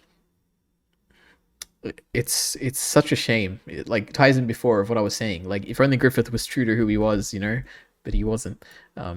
Yeah, it all ties perfectly with Griffith's shame of his humanity. He is better than others. He is more logical. He is more focused. He is more utilitarian. He doesn't spare a thought to the Lord he had sex with to progress his dream, nor the people who died for the sake of his dream. Yet, in reality, he does. He just hides it from himself. But Guts brings it out of him. So yeah, it's like a moment of like, I have to do this now, because if Guts gets any closer, my dream is dead. Like I will never become the person I want to be. I will always be the person I'm ashamed of being. Then I wrote, the eclipse looks so good. The Egg of the King crying and screaming is fantastic. It's kind of like a jump scare, where it gets really big and like screams and like cries. It's cool. I think it's also, it looked CG, but I don't know. If it is CG, it's a very effective use of CG. But yeah, or maybe it's just really good Sakuga. I wonder what would happen if Guts ate the Baylet. Yeah, if Guts ate the Baylet at that moment, I kind of wonder, like, would that end the eclipse? I don't know why it would, but it's kind of like a, if I was in Guts' situation, I'd probably eat it, because I'm like, you know, if we're all gonna die, like, let's see what happens. Like when Goku ate the Dragon Ball in Dragon Ball GT, and he like absorbed the Dragon Ball and it came into his head. Like, who knows? Maybe he'll become like a God Hand member or something. I don't know. It would certainly shock the idea of evil, I'm sure, if you ate his Baylet. So I don't know. It's basically impossible to tell what the apostles say what the apostles are saying. So I'm sure this is I was gonna say I'm sure this is a dub thing, but I don't think it is. It's probably just because I didn't have subtitles when I was watching. But they chant something, and it's just impossible to tell. Like I listened to it like 10 times, and I think I got it, but man, you can't tell the first time. So I think they're saying, it is time, every 216 years at midnight, the hour of our honored banquet. You have chosen all of your deaths. Let the feasting begin. He is coming. Our king is coming. Surely you will grace us with his presence on this harrowed, the 4 guardian angels. So I think that's what they said, but no idea. And then the eclipse begins, and Slan is naked, and I couldn't believe it. I thought they would censor it, but like they have very brief nudity throughout the show, but that was full on like Slan, giant naked lady. So I was impressed. I was like, well done, show. I was glad to see it. And Void's entrance, as always, as in the manga, as I remembered, is so cool, where he appears from the nice eclipse as his head and then forms his body. It's so cool. And I wrote in all capital letters, he has the intro voice. What a cool choice. So like I was talking about before, where it's like the voice actor for Void does the intro and does some narration throughout, and it's like, man, this is such a cool meta thing where it's like Void is watching the show with us. Yeah, cool stuff. The God Hand are fascinating. They claim that Griffith is like them. Yeah, so it's really interesting how we've seen Griffith's story and how tragic it is. It would be so cool to get like a backstory for each of the God Hand, and to even like the same extent as this, like a massive backstory where we get a whole golden age for each of the God Hand to see what their life was like. It would be so cool. Especially if we know the 2 short guys. I don't know, Ublik or something, and I don't know what the other guy is. They're brothers, all right? They're twins or something. They look the same. What are the odds of that? That they look so similar as God Hands? I don't know. Yeah, then Griffith has a vision, like as a kid, with this woman, and she gives him it's interesting how she gives him a false dichotomy. So it's all very manipulative, where she says that either you will be the one paving the path, or you will be a stone in the path. And that's like the ultimate false dichotomy, which is what drives Griffith. Like he doesn't know that you can just do what Guts did and leave everything, and you don't have to be involved in any of these grand stories. Like you can just live a life with the people around you. And it's just so sad how like it's the 2 choices that are presented to him, but they're not the only 2 choices that are available. So manipulative. Then Void gives a very long speech. Well, not very, I don't know, it's long, but he says, "Fate has set you free from human reason, and by providence embrace your inner evil. Now stand and face your future." So this was complicated, and I thought it was really interesting, so I like tried to break it down. So I said, this seems to say that fate has puppeted you down an evil path. Excuse me. Yeah, so this seems to say that fate has puppeted you down an evil path, and now you need to face it on your own. And then I went to the manga, and the manga says, if it be reason that destiny transcend human intellect and make playthings of children, it is cause and effect that a child bear his evil and confront destiny. So in plain English, that version is saying, if destiny makes you a puppet, then naturally you will fight destiny, like out of rage or whatever.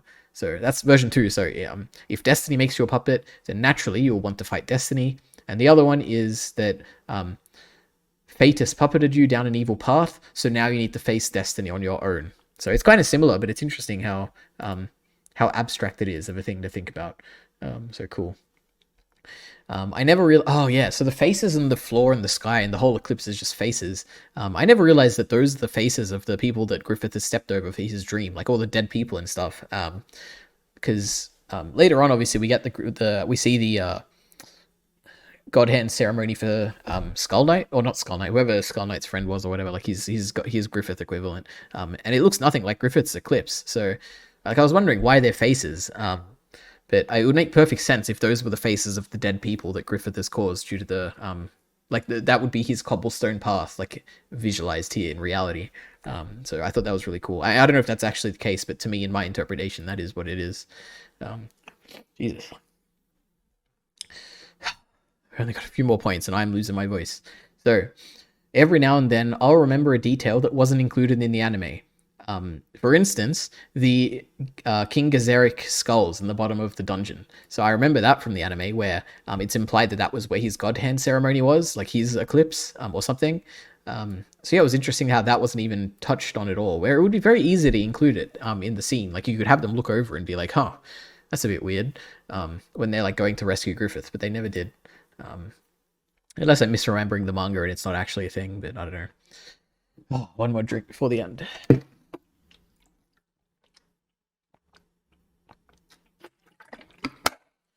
Jesus Christ. Wonder how long this bit's gonna be. Alright, I wrote the Eclipse episodes are thoroughly engaging, and they truly are. Like the last 3 episodes of this anime, 2 and a bit, I guess, end to end, so engaging. The shot of Casca looking back, oh yeah. Essentially Judo and Casca are running away, and Judo's like picked up Casca, and they're leaving Pippin behind, and as the horse is like running away, Casca like turns around, and you get this like brief glimpse of like Pippin far in the distance being pounded into the ground by like 6 apostles that are all coming to take him down. It's so like so visceral. Anyway, yeah, and seeing how hopeless this whole situation is.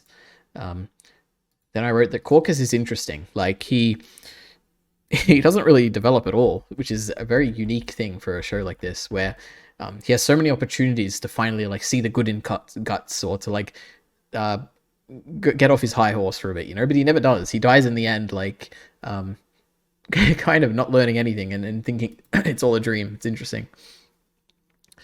And then I wrote that Judo's death is fantastic. He says, "You cry a lot when you're alone, don't you, Casca?" And then he thinks to himself, is that it? Are these really my last words? Like, he's ashamed. Like, that's all I could say in the end. Like, he couldn't admit that he loved her. Yeah, it's perfect. I vaguely, I feel like that's a bit different from the manga, because I do have memories of her, like, him confessing to her, but I thought it was really well done here, so well done, anime, for that. Judo's great. Now only like 3 more notes here. So the open mouth, yeah, when Femto is born, you get a shot of his open mouth like opening, like a bird being born. It's so cool. The animation, just the whole, like all of Femto's animation, so cool. And then Griffith rapes Casca while only looking at guts, and it's very visceral and terrible, but yeah, it's incredibly like just seeing initially before he even rapes her, just seeing Casca in the air held up by all those, like naked by all those apostles, is like viscerally like, it's this, yeah, I don't even, it's terrible.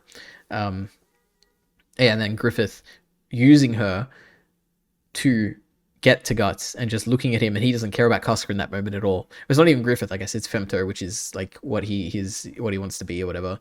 Yeah, it's terrible. But so good story wise. And then I wrote, what a way to end, because it ends with a complete cliffhanger with I think it was with Guts yelling or something, but man, but it is perfect. It's a very self-contained story of like the tragic downfall of all of these people, and I really respect it. It's like a self-contained thing. It's really good. And as I'm talking about this, like I really feel like it should be a 5. Like maybe I can, if I think I'll reflect on it more in the next month and see how it goes. But for now, it's a 4 out of 5.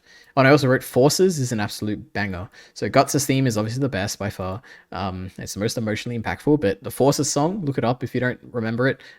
So cool as well. But that's it. That's Berserk, 1997. What an anime. What a story. What characters. I love Griffith. I love Guts. I love Casca. Judo's pretty good. Good stuff. All right, next up, Bones and All. So this was a movie. It was 2 hours and 11 minutes, and I watched it on the 27th of February, so right at the end of the month. So this was recommended by, let me get up the username actually. Who was it? Yeah, so this was recommended by, or suggested by, Sammy Khalil 8283. So I've seen him comment a few times. But yeah, so I thought, you know what, I'll watch it. I said that I'll watch all these things. So if you recommend me anything, I'll watch it as long as it fits the criteria that I'll put at the end of this video. But yeah, so this was a 4 out of 5. I thought this was a great movie. I haven't seen anything else by this director or these actors or anything. But I thought it was a great, like, it's one of the most depressing movies I think I've ever seen. There's no happiness in this at all, really. Like, it's I guess the point of this movie, to me at least, feels like it's a very, like it's an allegory for depression. Not depression, sorry, addiction. It's a depressing movie about addiction, where you have these people who, by their very nature, eat people, have an inclination to want to eat people, and they're addicted to it, really, by their very nature. It's just sad and depressing, and nothing good happens, nothing happy happens, I guess. But some of my notes here. So every actor is fantastic. I think this is like one of the best cast movies ever. Because I mean, maybe not necessarily like, oh, this character is perfectly embodied by this actor or whatever, but all the acting is so great. Like, I'm fully immersed. Yeah, they're all great. Ugh.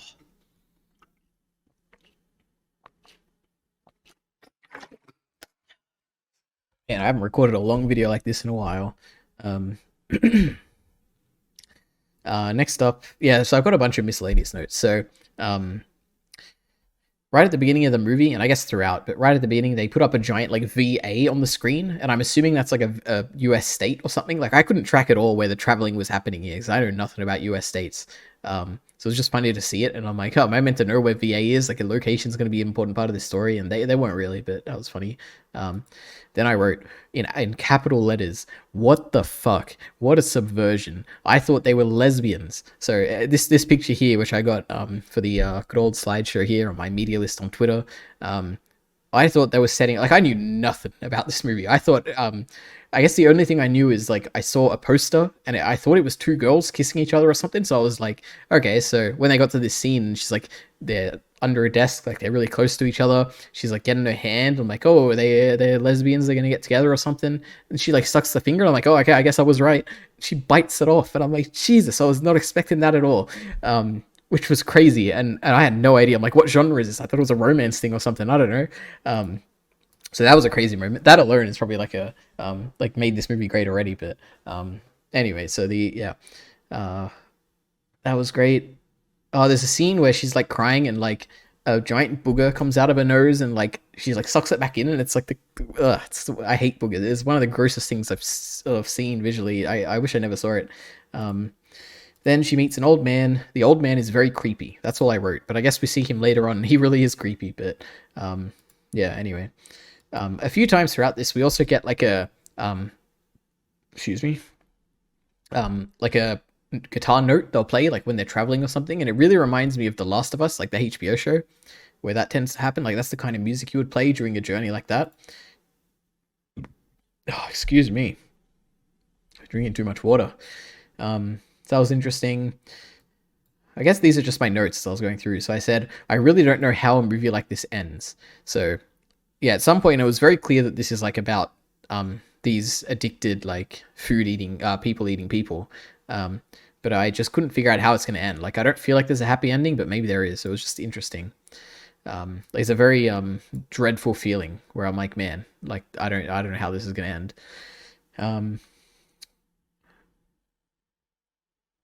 Oh yeah, so when, man, I watched it like yesterday. Oh, Lee, I think that's his name. So when Lee and Marin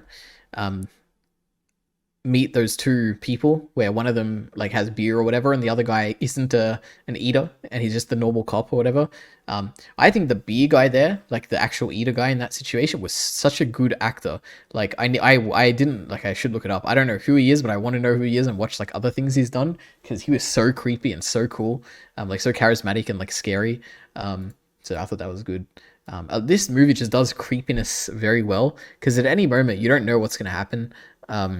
Where like every time two people kissed, I was like, man, are they gonna like kiss and then bite each other as part of the kiss? Like, I don't know what's gonna happen. And it's all like you're always on the edge of your seat and like don't know if you should trust the people around you. And I guess that's kind of what you should think. Like, I guess it's intentional, where it's like if you're addicted to something like drugs or whatever, like you can't really be sure if someone will, like, if they're in their right state of mind at the moment or not. Like, it's a bit, I don't know, it's unsettling. Then we get the reveal that bones and all is when an eater eats someone entirely with no remains, which is crazy.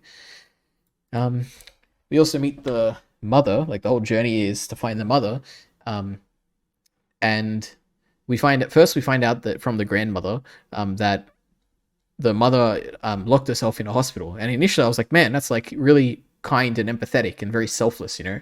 Like, if you know you're going to be an eater and you could potentially harm the people around you, then yeah, lock yourself away, and it's very selfless.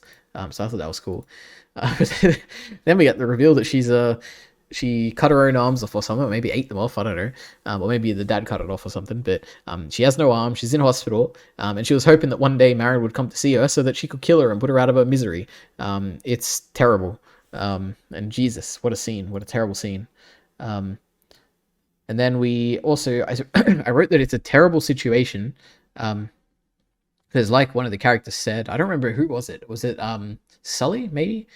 No, I don't think it was. I think it was, I don't know. One of the characters basically said, you either kill yourself, lock yourself up, or eat. It's like this terrible, like you have no good options here. Like for the rest of your life, you will either be locked up, you will either die, or you will have to eat people and suffer the consequences of that. It's just terrible. And it's not even in your control. Like it's just who you are, you know? Yeah. Yeah, then it's really interesting when it definitely wasn't Sully who said that, because like after that, like, and visiting the mom and hearing that line and everything, it's all like there's no hope. It really feels very hopeless, and it's like, how can I possibly live like 60 more years or something? Like it's terrible. But then you run back into Sully, and initially to me this was terrible, but I thought it was a very comforting presence to see him again, because it's like after all this uncertainty about the future and how could you possibly live a life like this, you run back into the person who's lived a very long life. Like he is an old man and he has lived his life, and he doesn't seem distraught. He doesn't seem like he has regret, like terrible regrets or anything. So it's very comforting to see like maybe this man can guide me now that I'm here, but it obviously doesn't turn out like that at all. And boy was I wrong about that. Yeah, he was a very creepy and terrible person, which is another aspect of like you can't judge a book by not judge a book by its cover, because obviously he was creepy at the beginning, and I even noticed that in my notes. But it's kind of like you can't trust people because you never know when they're going to turn, and it's not even their fault when they do turn. It's yeah, it's scary. Yeah, then I wrote it's a very depressing movie. I agree. It's one of the most yeah, it's very like it's hopeless. Like there's no, it ends on a sad note, starts on a sad note, ends on a sad note. Then we get the reveal that Lee killed his dad. I think that was a bit less impactful. Like they've already killed a lot of people here. I guess the big thing is that he is a very, like he wouldn't, like it's different killing someone and then eating them and then versus just killing them to eat them, you know. But I don't know, it wasn't that impactful for me. But another, like, I guess the final note I have physically here is that there's a lot of the directing is just so good in this movie. So many cool, interesting shots. Right from the beginning, you can tell that this is like directed by someone who like knows what they're doing and is doing a really good job. There's also this really interesting slow zoom that this director does throughout the movie in certain shots where they'll just slowly be zooming in the camera and it'll take a while. But yeah, I thought that was really cool.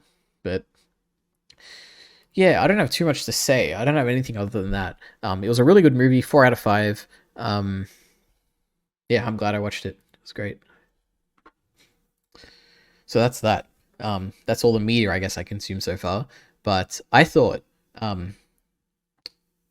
wait, no, I didn't think. I did this last time as well. I'll do the rankings for everything I've seen. So I've colored them based on what score they got out of 5, and I've ranked them. So Goodbye Eri, number 1, the best thing I've consumed so far. Then Chainsaw Man, Tales of the Jedi, Stray, then Berserk, 1997, Bones and All, My Hero Academia, World Heroes' Mission, Glass Onion, The Shining, Superliminal, above Spy Family, and then finally Spy Family. So that's that. Now I have some YouTube videos to go over. So the first one was Attack on Titan NHK 100 Cam, which I didn't know whether it's not really a YouTube video, but I thought I can't really fit this in the media digest because it's like a single 28-minute thing, and I couldn't understand most of it because it's all in Japanese. But I thought I'd include it here. So this was a behind-the-scenes peek into the production of the upcoming episode, or special episode, I guess, of Attack on Titan, which is coming out in 2 days. I'm so excited, or 3 days or something. Where they have like 100 cameras all around in their workspace, and they have free reign to kind of like show the production process and stuff, and in a funny light. Like you got these 2 commentators who are commentating on everything that's happening. I don't know what the hell they're saying because it's all in Japanese, but I'm sure it was funny because they were laughing and stuff. I don't know. So yeah, I guess the first note I've got is that I watched it without subtitles. So I don't know. I just looked at what was going on the screen. It was interesting enough. Like I'd recommend this. This was a great watch. Yeah, it's always just so cool seeing behind the scenes stuff, especially stuff that I like. Like I love. Like I love Attack on Titan. It's so cool to see the production behind it because I've never really looked into it. But it's interesting seeing like their workspace and like I said, it's interesting that all of the stuff they're in an office like setting. Like I don't know what I was imagining, but it wasn't an office. Like I thought. I don't know, maybe it'd be some collaborative, like creative space with like bean bags or something. I don't know. It's just it's funny to see them all in an office space working on one of the like my favorite media things, you know, that I consume in the comfort of my own like little living space.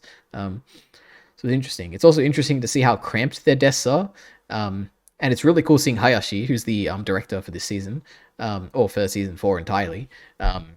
Seeing like he has all these personal like I don't know what you call it, a trinket, I guess. I don't know, like all these like little action figures and stuff in his space. It's cool to see like this little like characterization of this guy. Yeah, my nose is so itchy. All the people. I don't know who is who. The only person I know is Hayashi. He's the director. So I don't know who these other people are. If these are the animators or like key animators, I would assume, like the people doing the important frames or whatever. But yeah, it's cool how seeing all these people have copies of the manga like right at their desks. Like it's just, I mean, obviously that makes sense, right? Like you would want to have the reference for what you're drawing, but I don't know why. It's just funny seeing like people referencing something I love and then seeing them use it as like reference for something they're making. I don't know, it's just weird, weird feeling. Hayashi makes a great correction about the momentum of a falling colossal titan. So like one of the animators, the CG animators, shows him like I don't know what you call it, a pre-visualization like render of a colossal titan being knocked over and falling over. And clearly when I'm watching it as a viewer, I'm like, man, that didn't look good. Like it fell down so fast. And then the genius that is Hayashi is like, hey, that didn't look too good. It fell down too fast. You need more momentum. I'm like, oh, he's a genius. Look at him. He's picking up all the details. This season's gonna be so good. So yeah, it was cool to see him pick up on something where I'm like, man, I hope he fixes it. And he did. Cool stuff. It's also cool seeing Hayashi draw with you can even see it here, drawing with an Apple Pencil on an iPad, where it's just like, wow, this guy who's creating like one of the most popular and successful anime of all time, he is using the same tools that I have when I'm drawing. Like I draw at an Apple Pencil with an iPad and an Apple Pencil. It's so cool just seeing that. Like they don't have any fancy like sketching technology that they use specifically for like anime or something. He just draws at an iPad. It's so awesome. It's interesting that it's really interesting that how there's like pretty candidly they show almost everything, but they blur out the most random of things. Like they'll have like sometimes they'll have half of a monitor showing and the other half not showing, and like I don't know what, like they'll show all these detailed frames from the thing, but they won't show like I don't even know what they don't show. It's weird how there's like some things that are blurred out for some reason. I don't know why. There's a bit where one of the guys crawls on the floor and then takes a photo of himself from the bottom so he can draw, like get a reference for drawing Armin when he's like crying looking down at the floor. It's just so cool, like seeing how they reference things like that. They also show a guy taking the CG model of the founder and then doing 2D touch-ups of it, and it makes it look a lot better. Like you see the beginning of you see the colossal titan without the founder without the touch-ups, and then you see them with the 2D touch-ups, and it looks a lot better. I'm like, oh, that's really cool. Then they show a shot of a centipede crawling over some bottles with a cracked jar in the background. So I should mention that I'm going to be talking about spoilers for the manga of Attack on Titan. So you better skip this if you're, maybe I don't think I've spoiled anything so far. Maybe I have, but yeah, anyway.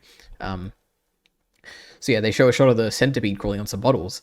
And I'm sure it's just like a background centipede when like Yelena and Flock are talking to Eren in I think 132. I talked about this on Twitter with someone, but if it's not, I'm very down for some more Shining Centipede lore, you know? Like I think it's a really interesting thing. I think that's the one thing I was a bit disappointed in the finale, where I'm like, man, I wish we got more of him. But yeah, if we had more like lore about the Shining Centipede, I'll love it. All right.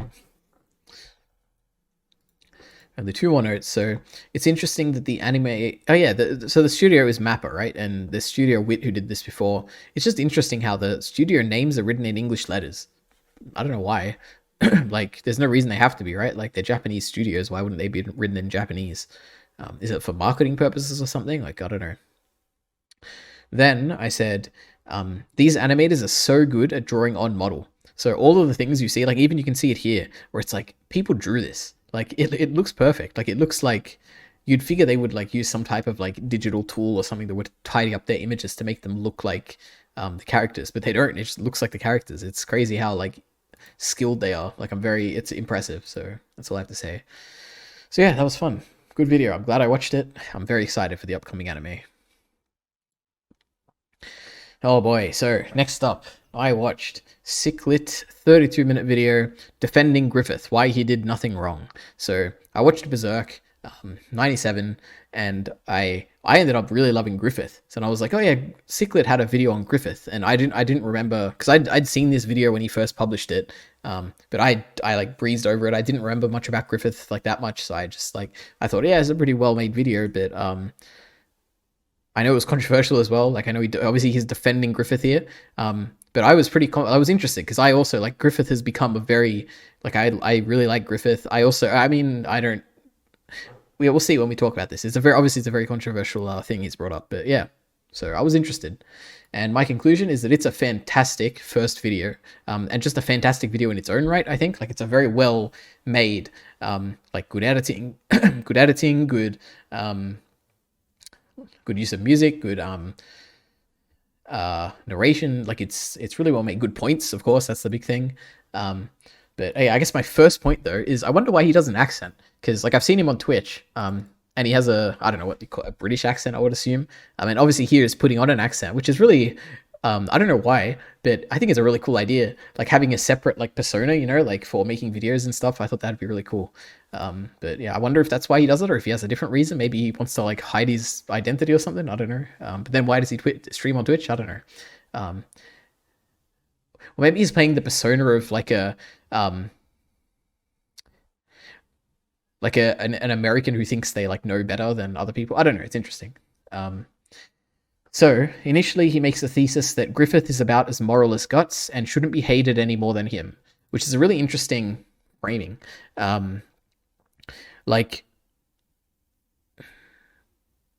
you don't have to frame it this way. Like defending Griffith, you could try and defend him without comparing it to Guts, but like the way he frames it, where it's like, firstly, he's just about as moral as Guts, and also how he talks about how Berserk isn't good if you don't agree with his take, which is a really interesting way to be like, to hook in the audience and to like take away a bit of the subjectivity of it, you know, where it's like, oh, you know, all these takes are great, and subjectivity, you know, you can be right, the other people can be right, the Griffith defenders can be right, the Griffith haters can be right. But then he's like also trying to argue how his interpretation is is what makes Berserk good. It's really interesting, like a cool framing. Anyway, so I've written that I think generally I agree with almost everything in this video, but my major disagreement, not major, I think my like disagreement is that I talked about so much in the Berserk section of this video. So if you skipped over that, please go watch that. I don't know how long it'll end up being, but anyway, so I think the hate toward Griffith, oh no, sorry, this isn't even the point I was trying to say. I just wrote that I think the hate toward Griffith comes from his personality rather than his philosophy and morality. So to me, it feels like Sichlitt here is fighting like a ghost, like a spooky ghost that possesses the community, you know. But I think most people don't hate Griffith because of his morality or philosophy, but because of who he like pretends to be. Like it's just interesting. Like I don't think it is the morality that people hate Griffith on. But he's trying to explain why Griffith did nothing wrong based on morality, where I don't think people really care about the morality of Griffith when they're reading. Maybe they should, like he's saying, but he doesn't give a strong justification why you should care about the morality of Griffith, you know, which is, I think, an important, like if I was to critique this video, I love it. It's a great video, right? I don't know if Sichlitt's watching this, he might be, it's a very good chance, but I think to improve this, he would try and frame why the audience should care about the like objective morality of characters, and why they shouldn't just care about hate Griffith because, you know, they just hate Griffith for the sake of like they know people like Griffith and they're like, oh, I hate people like that, you know. So I don't know. And like a few times he talks about how, like, he doesn't say it explicitly like utilitarianism or anything, but he talks about how what Griffith is doing is for the greater good and like sacrificing his men and all that for the greater good, but he doesn't explain why that's the way things should be. Like he doesn't give a justification for why utilitarianism is like the logical thing and why it is the why that is a moral thing to be utilitarian, because I don't know if I agree with it. Like he doesn't really justify it at all, which is interesting. But anyway, that's just minor criticism. My next point, I said, it's interesting that when I finished watching, I think I talked about this already in my Berserk section, but it's interesting that when I finished watching Berserk 97, I didn't hate Griffith like I did the first time. I just pitied him, basically. Like, I felt really bad for him in a way. Like, his life had turned out this way. However, he is a hypocrite. He seeks to transcend his emotions as Femto, but his first act is to hurt Guts. But then we'll talk about this later when we talk about the Femto distinction, but I thought that was just interesting as a personal reflection. Like this, I didn't, like when I rewatched Berserk, or watched it for the first time here, it didn't even cross my mind to hate Griffith at the end like I did the first time. So when I only realized that I didn't hate him when I watched this Griffith video here, and I was like, man, I guess I really didn't hate him, did I? But anyway, so my next point is that he claims that most of the hate towards Griffith is to fit in with the community and not based on a principled disagreement with Griffith's actions. So, and then I wrote that I think this is a false something. Like, I don't know what the word for it is. Like, it's not a false dichotomy, but it's something like that. You know, a false dichotomy, a false equivalence. Like, there's some falsity going on here where Sichlitt states this, where it feels like he's set up the argument so that the only reason to hate Griffith is to disagree with his actions. But in my opinion, people can hate the most morally upstanding characters if they do something that goes against the interests of the protagonist. Like, it doesn't have to be some principled disagreement with his actions to hate Griffith. You can just hate him because he does something against Guts, and it's as simple as that. And as long as you feel it viscerally, you don't need a moral justification to hate him or anything.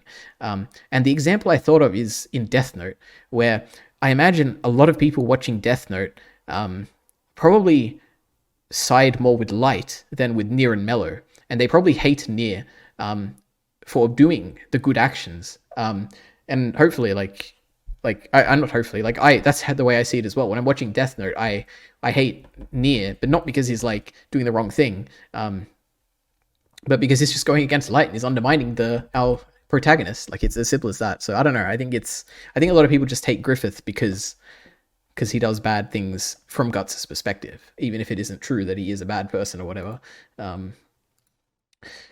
All right, next point. I think, so this is what I was saying before, where I talked about it a lot in the video, but I think the key difference in my interpretation of Griffith versus Sichlitt is that Sichlitt says that Griffith's words are all lies, while I think that the persona that Griffith puts on is what he wants to be but isn't. He isn't putting on a persona to hide his true feelings from others, which is what I believe what Sichlitt is saying. In my opinion, he's putting on a persona to bury his true feelings from himself. So he wants to be the pure utilitarian, sacrificing the countless men for the thought of something bigger. But he doesn't want to do that so other people see him that way. He doesn't want to come across that way. He doesn't want to be that way in a society. He just wants to be that way. Like, he isn't. Like, I guess, like, the lie, I think the disagreement here with what's said in this video is that I think it's framed that Griffith is putting on a persona for others, but I think what he's doing is putting on a persona for himself, basically. I don't know, something like that. I think there's some minor disagreement we have there with Griffith, but I'll have to think about that more.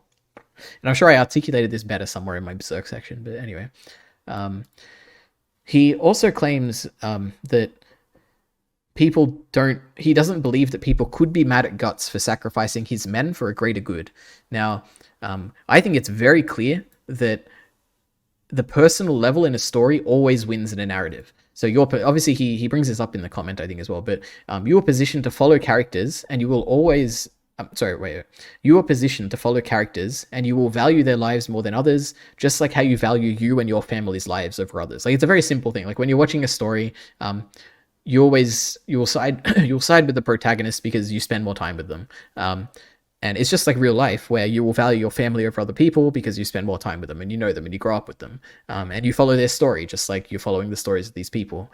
So, like, if you truly believe that you can't hate people for, you can't be mad at Griffith for sacrificing his men, then, like, like if you truly believe that the greater good triumphs all, basically, which is what Griffith is doing, like sacrificing his men, then you should be like donating your entire like income to charity, right? Like you should be prioritizing the lives of anonymous people you know over the lives of your family, right? Like I feel it's a weak thing to claim that people can't not believe that people are mad at Griffith for sacrificing his men, when I think it's a very human thing to believe that, or to hate him for that. But not that I hate him for that, but I mean, it's just, yeah, I can understand why people would, I guess. Now I have one last point, which hopefully I've like made it clear in this. I don't know, but the biggest like the crux of this video, and a big the impossible thing to defend, of course, is how Griffith rapes Casca, right? And I imagine that's probably why not most people, but why a lot of people hate him. And for me, it's like the one justifiable reason to hate him, right? Like if you believe in utilitarianism and all that, like when he becomes Femto, he uses Casca and rapes her to get at Guts. So it's interesting. He decides to defend this by separating Femto from Griffith, which I think is a very valid separation. Like Femto is the persona that Griffith wanted to be. So Griffith has his true self that he is ashamed of. He is ashamed of his humanity, and before Guts can change him, he like throws it all away. And he becomes the like Sichlitt phrases it. He becomes the toxic masculine version of himself that he always wanted to be.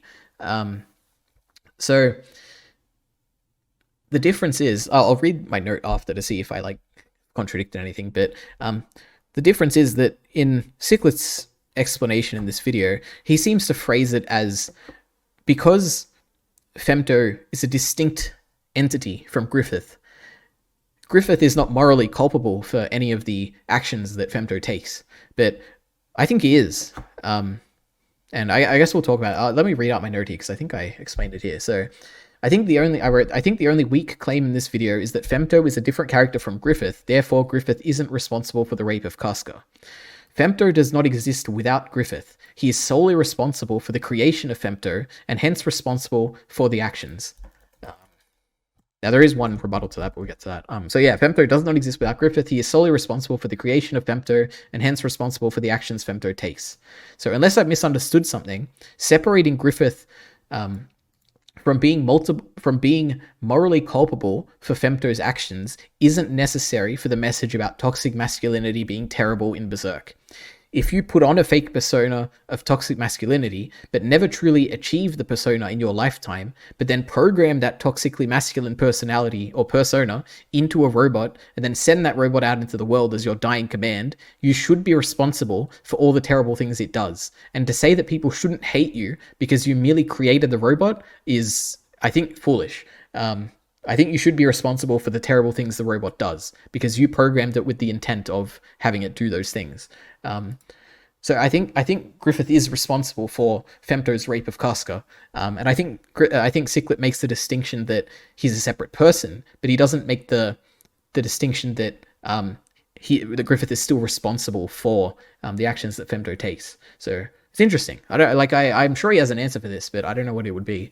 The only thing I can think of is the line where I said here. I even thought of it when I was reading it here, that I hadn't come up with a counter, but I said that Femto does not exist without Griffith. He is solely responsible for the creation of Femto, and hence responsible for the actions Femto takes. Now, I could see someone counter there and be like, but the God Hand, like they manipulated Femto. They manipulated Griffith, to create Femto.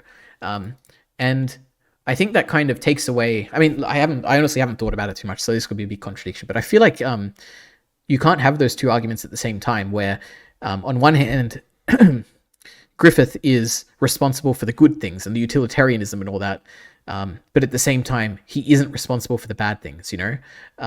It's all the God Hand for the bad things, and all the good things are Griffith. To me, like I read it here, actually, I guess I kind of counted it, where to me it feels like a no true Scotsman kind of thing, where it's like, to say that Femto is no Griffith because a true Griffith is not evil, is like, it's like a contradiction there, you know, like where it's like, if the good is because of Griffith and the bad is because of the God Hand, then you're kind of creating that artificial separation there, where it's like, like no one will be able to convince you it's an impossible, like, logical fallacy. But yeah, so that's it. I don't know. I thought this was a great video. If you are a Berserk fan and you haven't seen this, don't get triggered by the title or anything. It's a great video. He does a great job of convincing or of giving some compelling arguments as to why you should see Berserk in the correct way, where Griffith is not evil. And I agree. Like, I think he makes a lot of compelling points. I agree with like 90% of it. I think I disagree on a few minor things, especially the femto distinction with moral culpability and all that. But excuse me, it was great. I hope he makes more videos. So yeah, he has a lot of short videos, but no like analysis videos like this, I guess. But anyway, next up, and maybe this was the final thing. I don't actually have a list here, but I watched 100% Blind Mob Psycho 100 review season 3 by Totally Not Marks. This is an hour and 7 minutes long. So it had a cool thumbnail. Oh boy, where do I start? So he also has a season 1 and 2, but I didn't watch them. I was a big fan of Totally Not Mark. I used to watch him week to week. I think it was week to week when Dragon Ball Super was airing. So many years ago. And I thought he was really great. And generally he is really great. Like, I guess to say this is a great video. I thought this was great. But then I learned about like this, how he didn't even script his Attack on Titan videos. Like, someone else scripted it for him and he just narrated it. And I was like, man, that's a very like disingenuous thing, where it's like, I'm watching you because I thought I was seeing the genuine thoughts you were having about something, right? And especially Attack on Titan and the ending of Attack on Titan, which is something I'm really passionate about and was hoping to see his thoughts on. But he completely just he had someone else write it. He said it himself, and I was hearing the thoughts of someone else, and he didn't disclose it. And it was a bit like, it was quite upsetting. But yeah, so then also separate from that, like that's not that bad on its own. But then he made this recently an AI art video, which I thought was terribly, like, it had a lot of misinformation, and he clearly, I don't know if it's him, maybe someone else is writing the script or whatever, but it had a lot of like a fundamental misunderstanding of a lot of the concepts involved in the AI art creation, and very generic statements and all that. And I thought it was a very bad video, so I kind of stopped watching. I've stopped watching a lot of his videos. I didn't watch any of these Mob Psycho ones, but I watched this because I'm like, I like season 3. I'm really interested, even if it's not really his thoughts, if someone else is writing the script, I'm still interested to see like what this channel thinks about it. And this was really great. I don't have too much to say. It was a very like he kind of goes through the episodes, I guess the mini arcs, and talks about what he likes about them and why they're so great. He has a really, I don't have any details, I didn't write notes for this or anything, but he has a really cool analysis for certain things. Like the one thing I do remember is the Tsubomi eyes stuff, where when you're seeing her eyes through Mob's perspective, they're more detailed and like less generic to all the other females in the show. But when you're seeing it from other people's perspective, they're more generic, and it's kind of interesting to see the way that Mob sees her, you know. And the other thing that stood out to me is when he told the story, like he told. You better not. If anyone is watching this, you better have seen Mob Psycho, right? Don't spoil yourself for Mob Psycho. But he talks about how Reagan gets to him, and at the end, and he's the character that speaks to him the most in that final moment, trying to strive to save Mob from himself, you know. And he talks about, he gives a story about him wanting to, in training to become a wrestler and all that, and trying his hardest and getting ready to go, but then telling his dad, and then his dad telling him that, like, I've never told you this before, son, but don't do this, don't embarrass yourself, like, don't do this. And him and Mark, in this case, listening and not doing it and regretting it. And but then later on, when he tries to do this YouTube stuff, he doesn't give into it, and he knows that his dad would say the same thing. I don't know, it's just really it's really interesting to see him relate to Reagan in this way, and how he's trying to save Mob from going down the same path. It's really cool. So that was a really neat thing. I was impressed. I'm gonna watch his videos coming up. You know, maybe they'll be as good as this. I thought this was great. So yeah. I think this is the last thing on this list. So, Jarkey Bacon. Honestly, I don't have too much to comment on this, but I just thought I'd promote it or whatever. But Jarkey Bacon made a great media wrap-up thing where he talks with his two friends about, for each month of the year, they talk about one shared piece of media that they all consumed. And it's great. I thought this was really good. I had a great time listening to this. It's basically a podcast. He has some cool meme edits in there. Like, the one I remember is him like picking up this cup and just randomly like not knowing what to do with it, basically, and like it's sped up and it's really funny. But yeah, this is great. If you want to listen to a podcast of people talking about media like anime, manga, movies, I don't know if there was a manga, anime, movies, etc. Watch this. It's great. Look at this thumbnail. How amazing it is. But yeah. I think I've said all I need to say about this in a comment. Like, it was good. I was surprised by how much they liked the boys. I like how much they thought the quality of Chainsaw Man was good, even if their personal enjoyment wasn't as good. Because I agree, Chainsaw Man's so good, you know. Even though I wouldn't make the distinction between quality and subjective, blah blah blah. But yeah, it was fun. I can't wait. I'm looking forward to this next year. This was so much better than the last one as well. The last, because he did this last year as well. The last year's one was cool in that it had like multiple cameras or whatever, but this one was more of a single camera, really nice setting, like a much better setting in this one, higher quality camera. The audio was great. Audio echoed at some points, but I thought that was funny whenever they got loud and it's like these voices are booming throughout the whole like setting. I thought that was cool. But yeah, production wise, it's great. Content wise, it's great. The people were funny. I like them. And you can tell they're friends, you know, which is great. So I thought this was great. Can't wait. Next year's gonna be great. And that's it. So now's your chance. Leave it in the comments. You got 1 month, I guess. Less than a month if you actually want me to watch it. But give me movies, anime, TV shows, games, books, YouTube videos, whatever, and I'll probably watch. I'll watch it eventually if you give me something. But if it fits in this criteria, I'll almost certainly watch it in this next coming month, which is an anime, 12 episodes or less. Movies, if it isn't a comedy. TV show, 6 episodes or less, or a game, 6 hours to finish. Also, you know, if you recommend me a book, I probably won't read it, unless it's like something I've heard of a lot, or like if a lot of people recommend it. But you know, you can try. Give me a book. Maybe if I feel like it, I'll read it. But probably not. But that's it. Jeez, I'm losing my voice so badly. I've been recording for a long time, and I hope I've actually been recording. That would be terrible if I haven't been. But so that's it.